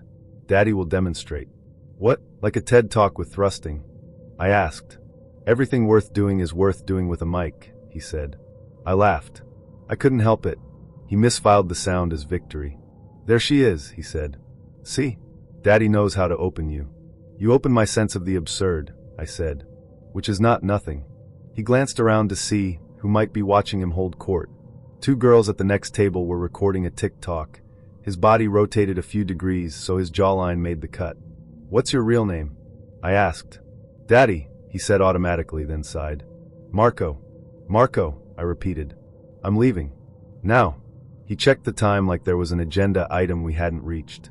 Entitlement for 22 p.m. Now, I said. Because you're a performance with a person stapled to it, and I don't want to watch you confuse control with care. He smiled again, brittle with disbelief. You'll text, he said. They always text. It's Miami. You'll get bored. You'll want daddy. I want air conditioning that doesn't talk, I said. I stood. He didn't block me, small mercies. He did say be a good girl. To my back like a prayer thrown at a door. I turned. Okay folks, I need to vent this entire interaction before I delete my Tinder dating profile forever. I matched with someone who seemed vibrant. Too vibrant, I reckon. Her opening message felt like a full-spectrum sensory assault, designed specifically to bypass my critical thinking circuits. Would you ever consider dating a non-sober person? Like I hardly drink, don't really do wine, smoke a little weed, I smoke meth. Not spooky though. Herb sparkles anyway. What's on your list this week? Want a rollerblade? What houseplants you keep? I swear I physically recoiled. I must have reread that message 5 times, the way you reread a recipe that inexplicably calls for gasoline mixed with artisanal sea salt. The sentence structure was a masterpiece of obfuscation. It glided so smoothly from not much wine right into I smoke meth, and then, without drawing a breath, it veered into rollerblades and requests for potholes cuttings, like the meth was just a slightly more intense comma, not a sheer, unadorned cliff face. My brain immediately went into system diagnostic mode. My first, painfully slow response, define non-sober. I was stalling, buying time while my palms sweated onto my phone screen. I felt like I was being tested for competence in a highly specialized, extremely dangerous field. She replied instantly with a voice note. That signature Portland cadence, that airy, slightly too bright tone, like rain was softening the edges of her words into something acceptable. I'm very wellness forward, she chirped. Booze is a depressant, obviously. Weed's chill, good for winding down. Meth is my lil focus friend. But I'm not spooky. Promise. I'm actually super into community gardens. Also, do you have a monstera? We could trade cuttings. Smiley face. I stared at that smiling emoji, then down at my jade plant, which was sitting on my desk, looking suddenly like a very innocent, deeply stressed bystander to my impending doom. I tried to anchor the date in reality, in daylight. First dates are coffee. I typed back, hoping the word coffee acted as a disinfectant. Public, bright, alive with witnesses. Rollerblades second date, if we still have kneecaps. She sent a dozen sparkles and the name of a planty cafe off Alberta. You know the type. Reclaimed wood everywhere, baristas wearing beanies like they're accidental artisanal halos. I immediately shared my location with 2 friends, safety protocol engaged, and walked there under a consistent Portland drizzle that felt less like weather and more like the city's actual, damp ethos. She was already there, perched on a high stool like a brightly colored bird. Her rain jacket was the exact color of a highlighter pen, and her cheeks were pink with the kind of aggressive, glowing health you usually only see airbrushed onto kombucha bottles. She waved so earnestly, so openly, that for a split second, my built-in skepticism actually slipped a notch. Hi, she chirped. You're real. Allegedly, I managed, sliding onto the stool next to her. Her tote bag was a mission statement, support your local mushrooms. Inside, I could see the evidence, a rolled-up pair of quads with glitter wheels, and a mason jar containing 2 pothose cuttings floating like lazy, submerged snakes. On the counter sat a bullet journal, open to a page titled Q1 Habits, with tiny boxes checked off in meticulous rainbow ink. It looked less like a planner and more like a behavioral contract she'd signed with herself. She slid an oat latte she'd already ordered toward me, bold move, ordering for a near stranger who might be a federal agent, and then pushed a cutting toward me. For you, she said. Propagation is healing. I took the stem gingerly. Thanks, I murmured to the plant. Welcome to hardship. We did the small talk dance for about 10 minutes. Her name was Bree. She worked at a co-working space curating community, which I quickly translated, meant she probably took the sign-in iPad very seriously and occasionally organized awkward icebreakers. She loved zines, seed swaps, and moving my body joyfully, which apparently included rollerblading on the East Bank after sunset. She said joyfully, the way some people say religiously, with an almost frightening conviction. Then, like a squirrel suddenly remembering where it buried its prize nut, she dropped it again, casual as asking the time. I do smoke meth. Bright smile, checkmark voice. Like, not before bed, I'm not unhinged. It's microdosing macroish. Productivity vibes. Productivity vibes, I repeated, tasting the words. They felt chalky, like eating drywall dust. I was trying to process how one vibes their way to inbox 0 while mainlining stimulants. She twirled a strand of her very healthy-looking hair and leaned in conspiratorially. It's honestly safer than booze, you know? I used to drink 3 IPAs nightly and get into cars with men named Kyle. This version of me color codes her calendar and hydrates. I glanced involuntarily at the bullet journal. Hydrate had a column of perfect, unbroken blue squares. It was unnerving. Do your friends know about the focus friend? I asked. My real ones, she corrected, pausing just long enough to make me feel judged for asking. My mom thinks I'm just very punctual now. And you rollerblade on meth? The question sounded ridiculous coming out of my mouth, but I had to know the limits of this lifestyle. She laughed, a genuine sharp sound. No, I'm not trying to chip my teeth on purpose. That's for deep work. Inbox 0. Marie Kondo, but for my neurons. The barista, bless his oblivious soul, set down 2 vegan muffins. Brie broke one with meticulous, careful fingers, offering me half like a piece of communion bread. I considered saying something equidistant between honest terror and polite dismissal. Instead, I heard myself ask, "How often is focus friend time?" She considered the question seriously, tilting her head. "Couple times a week? Sometimes more. Sometimes less. Depends on my flow." Her jaw ticked once, very subtly, then stilled. She noticed me noticing, that hyper-awareness you get when you're dating someone who measures time in stimulant cycles, and softened her face immediately, like a yoga teacher correcting a student's alignment. "You okay?" she asked, tender in a way that actually made me ache a little, because it felt so genuine, yet so detached from the reality she'd just laid out. "I'm fine," I lied. "I just don't think I'm a good hang for someone whose routine includes a schedule I can't possibly keep up with." She nodded, that same serene acceptance she used for the plan identification. "Totally valid," she said. "But also stigma is real, you know? Folks drink 3 IPAs nightly and call it culture." "People can be wrong in multiple directions," I countered, feeling suddenly weary. "I'm not a cop monitoring your intake. I'm also not looking to become a muse for your next productivity surge." She laughed again, genuine this time, and took a sip of something aggressively green. We tried to reroute into safer lanes, books, the rain, the tiny dog in a sweater walking past the window, until the conversation inevitably found the edge again. She told me about a friend who lost housing and, even more delicately, a jawline. She said it delicately, like you hide a bruise with a scarf. She stressed that she was different because she had asterisk systems. I looked around the table at her systems, the journal's tidy grids, the mason jar cuttings, the rollerblades strapped neatly together, the way she smoothed the table with her palm before setting her cup down. Her profile read like the terms and conditions screen nobody reads, but everyone agrees to keep using the app. Headshot in warm Malibu light, lips the color of pomegranate seeds, and the caption, "Deal breakers non-negotiable." Then the scroll began. No men under 5 feet 11 inches, 180 centimeters. No one who's lived with parents in the last 5 years. I will ask for proof. No roommates. Must have passport stamps and take 2+ international vacations per year. No MMA, boxing, or anime. Clean home, spotless car. Work 30+ hours/week and plan to retire by 65. Never cheated, no kids, no cats, love Mexican food, not awkward in person. There were always more, but the app truncated with "see all." I hid it because curiosity is the worst kind of cardio. The list kept going. Financial stability, therapy attendance, if needed, gym 3 times a week, alpha masculinity without the podcast, and a note that she prefers men who invest wisely, index funds okay, crypto not. It ended with a smiley face that felt like a period with lip gloss. I should have swiped left. Instead I messaged, "Do we sign in blue ink or DocuSign?"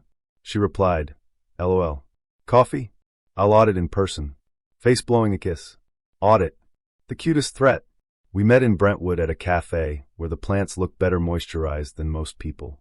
She was on time, seated, and already had a small legal pad next to her iced matcha. Pink pen. Neat handwriting. The vibe was Valley Girl meets litigator. She stood, hugged with the barest shoulder tap, stepped back to assess. "You're taller than your photos," she said. "Good start." "Thanks," I said. I wore my court heels. She smiled without committing to it. "I'm L. Like the magazine, not the movie, though full disclosure, I did law school for a semester." "Why'd you leave?" "Decided to litigate my own life instead," she said and sat. The barista called my name. When I returned with a coffee, she'd already drawn a little checkbox next to a line on her pad. Height heavy check mark. "So," she said, pink pen poised, "I'll start with basics. You live alone?" "I have a roommate," I said, then foolishly honest. "Technically 2. A guy and his aging bulldog." Her pen hovered. "Bulldog is cute. Roommates are not." "Why?" "Rent," I said.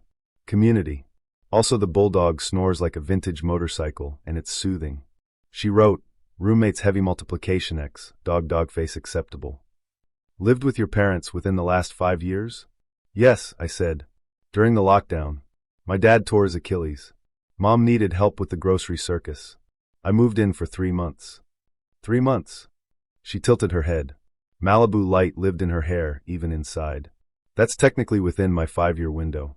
I do make exceptions for caretaking.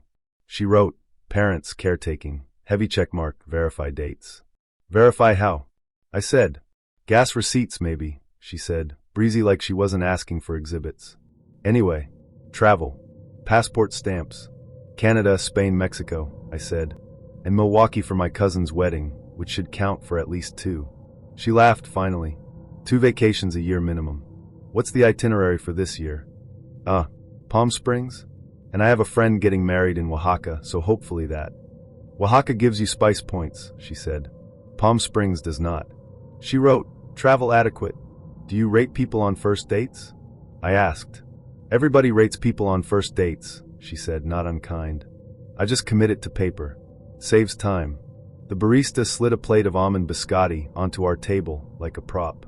I stared at the notepad. The pen. Her eyes, sharp as a hinge. She wasn't mean. She was efficient. Like a woman who had tired of charm and decided structure would do. No MMA, no boxing, no anime, she added. I don't like violence or cartoons about violence. I watch cooking shows about butter, I said. Eye contact? She said, ignoring that, which was probably good for my cholesterol. You seem fine. I try, I said. She checked. Not awkward heavy check mark. Then work? Freelance copywriter, I said. Brand stuff. Websites. Occasionally I name things. That's not 30+ hours per week guaranteed, she said. It is, I said. Sometimes it's 50. Retirement plan? Index funds, I said, because that's what the internet told me. And a mild fear of dying at my desk. Fear is a motivator, she said, approving. Crypto? Once, I said. In 2021. We don't talk about 2021. She smiled tiny. Fine. The pad was filling up with my life in bullet points, like she was a stenographer for the relationship I hadn't entered yet. It should have made me bolt. Instead, it made me curious. What happens when someone believes love is a compliance department? Why the list? I asked. Like, specifically. She sipped matcha. I dated chaos for 3 years, she said. A guy who said he was 6 feet and was not, metaphorically and literally. He watched MMA and had a cat that hated me and lived with roommates who were his mother and stepfather. He traveled to Temecula and called it international because of the wine. He retired at 32 to become an NFT shaman. I found a spreadsheet labeled girls, and I was cell D7. Oof, I said. She made the therapist's half shrug. So now I filter. Saves everyone time. Time isn't the only thing that matters, I said. Time is the only thing that matters, she countered, but softly, like she was trying to convince herself too. Also, do you like Mexican food? I think al pastor tacos could stop wars. Good. People who say they don't like Mexican food lack imagination or taste buds, or are liars. She checked a big box, tacos heavy check mark. We ate biscotti. The sun made a slow move down the wall. She studied me the way an app studies you, silently, constantly, and with a goal. You seem nice, she said, which in LA can be both compliment and obituary. But I need to see if you're consistent. Anyone can be pleasant for 90 minutes. True, I said. That's why movies end there. She nodded, pleased. Okay. Next step is a dinner where I see how you treat service, how you tip, if you're punctual, if your car is clean, if your home is clean, if your toothbrush looks like it's seen water this week. Wait, I said. Are you coming to my home to inspect my toothbrush? If this goes well, she said, making another note, yes. You'd be surprised how often men's bathrooms look like an active crime scene. I thought of our shared apartment bathroom, the bulldog hair drifts, the soap turning into a thin, desperate coin. My honesty was a liability, and my honesty wouldn't shut up.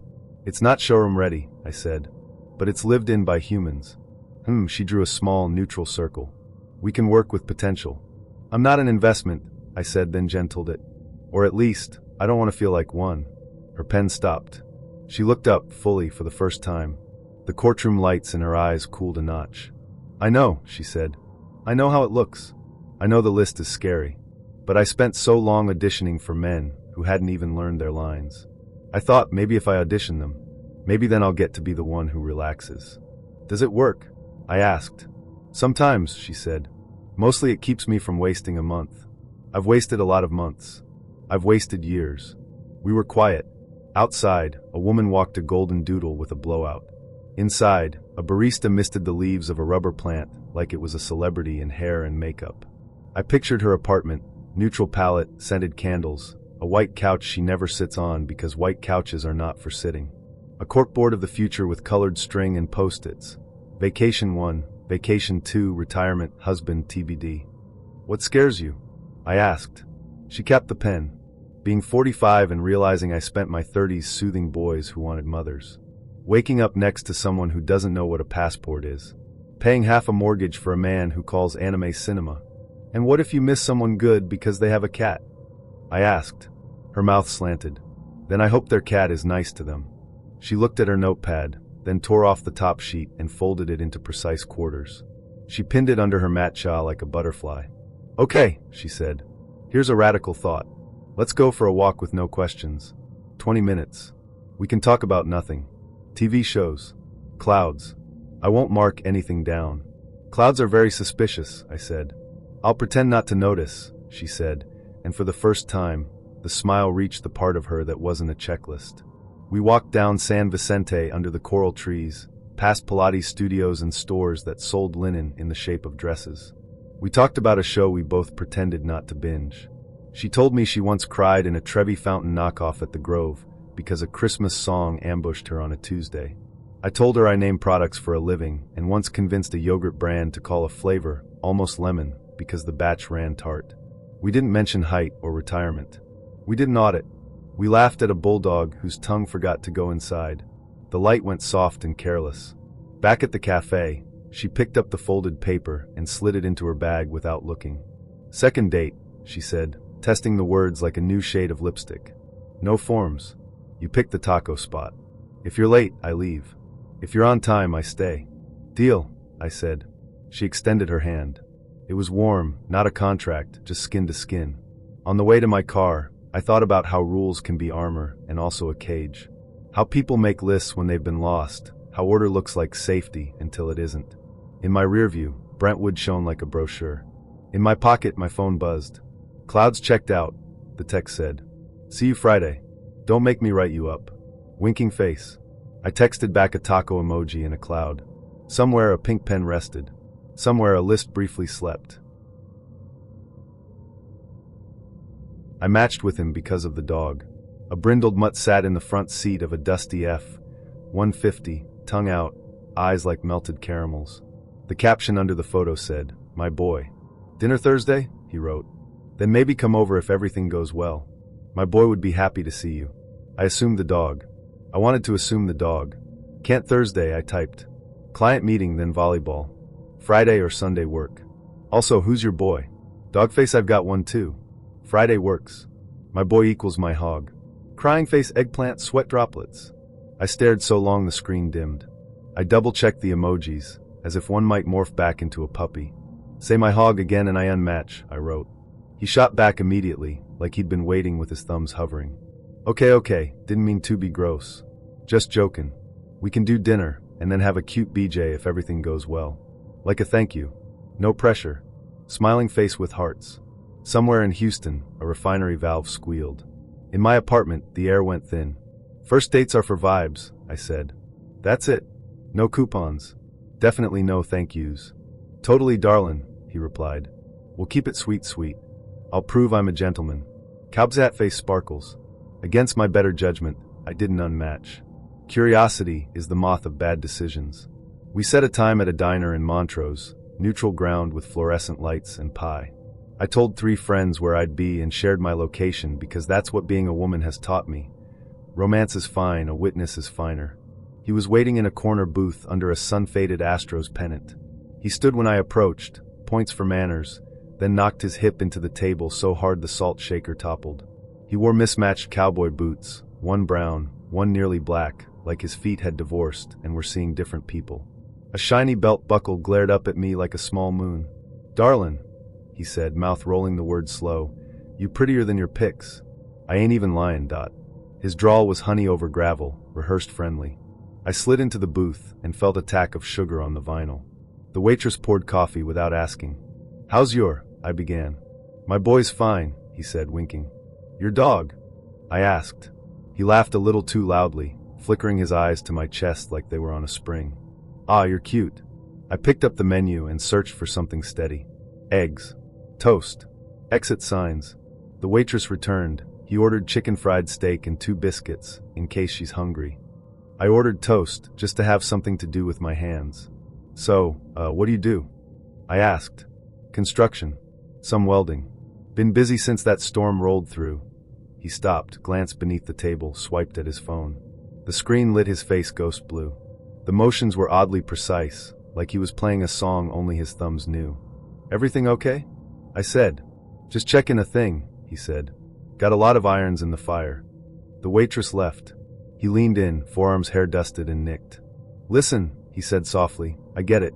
First date's just a vibe check. We go easy. But if we hit it off, little thank you goes a long way, right? He smiled like we shared a secret. Did you just copy and paste that? I asked.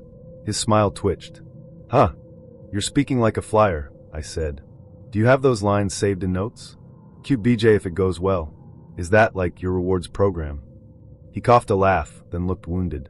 Come on now. I ain't like that. I'm being playful. Playful would have been talking about your dog, I said. He hesitated, then pulled out his phone and turned the screen away, tapping with the concentration of a safecracker. The angle was just wrong enough for me to catch a reflection in the napkin dispenser. A notes app page titled, Openers White Heavy Checkmark. A bulleted list. I didn't need to read more than the first 3 to feel my stomach lift. Dinner plus cute BJ, no pressure. My boy equals my hog plus crying face eggplant sweat droplets. Gentleman plus darlin plus boots. He set the phone down. I ain't using lines on you, he said. I'm just, saying what I like. What you like is pressure dressed like charm, I said. He sat back, blew out his cheeks. You Houston girls, he said lightly, but not kindly. Y'all too sensitive. In Dallas I'm in Houston, I said. The food arrived. He hacked into his steak like it owed him money. I buttered my toast so slowly I could hear butter breathe. He talked between bites, words coated in gravy. Thing is, he said, I treat a lady right. Open doors. Pay the bill. And she shows appreciation. That's fair. That's how my daddy taught me. You put in, you get out. I heard the unspoken part humming through it like a subwoofer. Love is a vending machine. I shoved quarters in. Where's my candy? You want a dog, I said. Something to reward you on command. He grinned, swallowing. I do like dogs. Your profile said you had one, I said. He shrugged. Used to. Had to rehome him. Work got crazy. He was howling all the time. Apartment below complained. Rehome, I echoed. That's a word like pressure-free. Sounds kinder than it is. He narrowed his eyes, the friendly varnish thinning. You're real judgy for someone eating my toast. It's my toast, I said. He laughed, but it didn't reach anything human. Look, we got off on the wrong foot, he said. I can fix this. He picked up the phone again, thumbs flying. Check this out. He turned the screen toward me triumphantly. It was our chat, edited into a screenshot collage with pink hearts around his messages and a sticker that said be nice. Another note glowed behind it. If she calls you gross, 1 say no pressure, 2, emojis soft, stars, hearts, 3, pay bill 4, try again after dessert. He waited for applause. The fluorescent light buzzed. The Astros pennant sagged like a tired tongue. You've practiced this, I said. Not being a person, being a funnel. He spread his hands. I optimize. Nothing wrong with efficiency. This city's big. Lotta options. The waitress swung by with the check. He snatched it, wagged a finger at me. Don't you dare, he said and winked. It could have been gallant. It felt like choreography. I let the silence hang. I wanted him to squirm in it. But he smoothed it with talk like Bondo. So Friday night, he said. After dinner, maybe we just see where the night goes. He softened the words with a little boy lilt. No pressure. Here's the thing, I said. You keep saying no pressure, like a spell that erases the pressure you're applying. Words don't work like that. I'm trying to be respectful, he said. I'm a gentleman. Gentlemen don't run scripts, I said. And they don't call their penis their boy. That cracked something. He smirked, a meaner man peeking out. Ah, darlin', you knew what it meant. Don't act brand new. Y'all send eggplants same as us. Grandmas use eggplant, I said. In lasagna. He rolled his eyes, then leaned forward, breath heavy with diner coffee. Look, I'm telling you what I want. Honesty is sexy. Honesty is sexy, I agreed, when it isn't entitlement. I slid out of the booth. Thanks for the toast. He blinked. We ain't had dessert. I'm full, I said. He He reached a hand like he might stand, like he might block, then thought better of it. He sat there with his mismatched boots and his tiny moon belt and his open notes app of strategies. The waitress caught my eye. I tipped her at the register, extra for the quiet witness, and stepped into the humid Houston night, where cicadas stitched the dark together. He messaged me at 6:11 a.m. Yo, I'm keeping it real. I just got out after 8 years in Rahway. I'm trying to bang you. I read it 3 times, waiting for the punchline to arrive on a separate bus. His profile had one photo, a close crop of a face with prison-pale skin and dark, jittery eyes. A Yankees cap, tilted like an afterthought. Bio, honest. Loyal. No games. Location, Jersey City Heights, 2 miles away. I typed, backspaced. Typed again. That's direct. Straight up, he replied instantly, the typing dots feral. Ain't got time to play. World moved on without me. I'm celebrating. You cute. Let's make it a good day. I set my phone down as if it might burn the table. The morning was blue and quiet, bus brakes sighing on Palisade Avenue. In my kitchen, the kettle clicked off. I poured tea and wondered what his 8 years had been, what they had made of him, and what he now felt entitled to for surviving them. What were you in for? I asked, hating my own curiosity. He sent a shrug emoji. Long story. Paperwork. Fights. It's over. I did my time. Fresh start. Where you at? I don't meet strangers in the morning, I said. Or in general, without coffee first. Cool, he wrote. We can do coffee. Then bang. I laughed, a sharp bark I didn't recognize as mine. My neighbor's kid thudded down the hallway. The dog down the hall barked twice, and the world felt stubbornly normal, while this man typed like the sidewalk was a treadmill beneath his feet. Here's the thing, I wrote. You don't know me, and you're asking for my body like it's a free sample at Costco. He replied with voice notes, because why keep a boundary intact when you can kick it? The first note was an accent made of Newark grit and path echoes, sentences running yellow lights. Listen, let me just be real. 8 years, I had nobody. Letters stopped. Phone calls stopped. I kept my head, did my programs, I ain't dumb. I ain't trying to hurt nobody. I just want to feel like a human again. I want a day that don't smell like bleach. That honest enough. I pressed the phone to my shoulder, steam from my tea fogging my glasses. Honesty is a scalpel. It can heal or cut. I sent a voice note back because now we were in it. That's a lot. I'm sorry for what you lost. But I'm not here to make up for time served. I don't owe you my body for your bad years. There was a pause. Then another note softer. Aight. Respect. So coffee. For real. I'll be normal. Promise. Normal. The promise was a red flag dressed as a white one. I agreed to meet in the most public place I could think of at noon. The boardwalk in Hoboken, where strollers thrum, runners wheeze, and the skyline keeps watch. Before I left, I texted 4 friends my plan and shared my location, then put on a big denim jacket that could double as armor. He was already there, leaning against the railing near the carousel like a man in a world that keeps moving even when you don't. He had the same hat, the same sharp cheekbones, the same eyes that never stopped gathering data. When he saw me, he straightened and did something like a smile. Yo, he said, lowering his chin and raising his eyebrows, a gesture that felt like learned friendliness. You look like your pictures. You look like a night with no windows, I said in my head. Out loud, hi. We walked toward the coffee stand and he narrated the dock pilings, the river chop, the cops on bikes, as if he was showing off a city he'd memorized from a distance. Smells different, he said. Even the water. It's like everything got a filter while I was gone.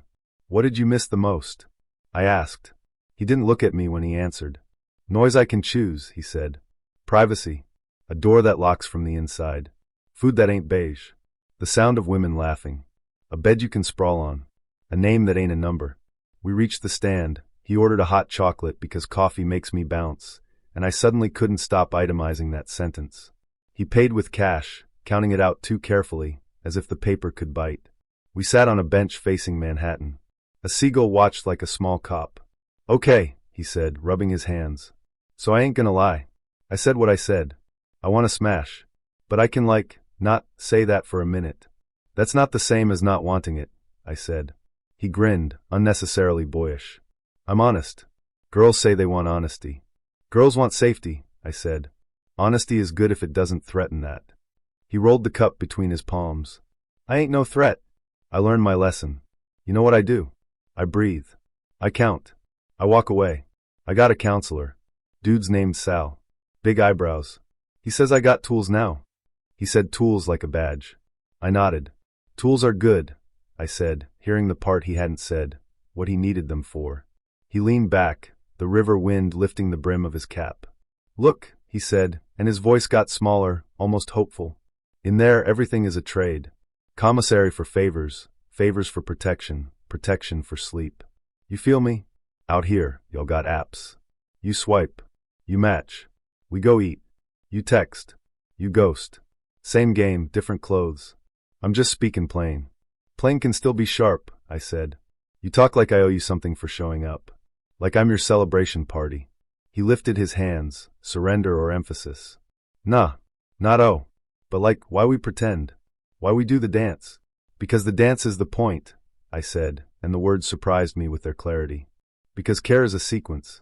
Because bodies are not vending machines. He stared at the water. The ferry honked, a toddler honked back. After a while he said, 8 years, I got good at 2 things, fighting and waiting. I'm trying not to be the first. The second? I'm tired of it. I believe you, I said. And I'm still not coming home with you. He nodded slowly. Aight. He sipped his hot chocolate, like it could teach him patience.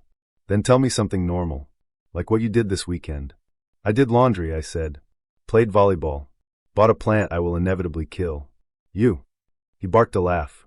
I walked. From Journal Square to here. I listened to the same song 6 times. I went to a bodega and almost cried at the cereal aisle. I took a shower without shower shoes. I stood in line for pizza and didn't flinch when a dude bumped me. He stopped, blinked hard. I'm tired of asking permission to exist. You don't need my permission, I said gently. But you do need my consent. His jaw worked. Respect, he said again, softer this time, like he'd discovered a vein of the element beneath the word. I ain't good with courtship. Feels fake. It's not fake, I said. It's care. It's the way to show you know what you're touching. He looked at my hands where they cupped my cup, at the skyline pretending to be permanent, at the dog trotting past with a bandana that said adopt me. He was quiet so long I thought maybe he'd slipped back into some internal rec yard. Finally he said, Can I ask you something and you not roast me? Try. You think I should be dating? He forced the shrug. Or I should do more tools first.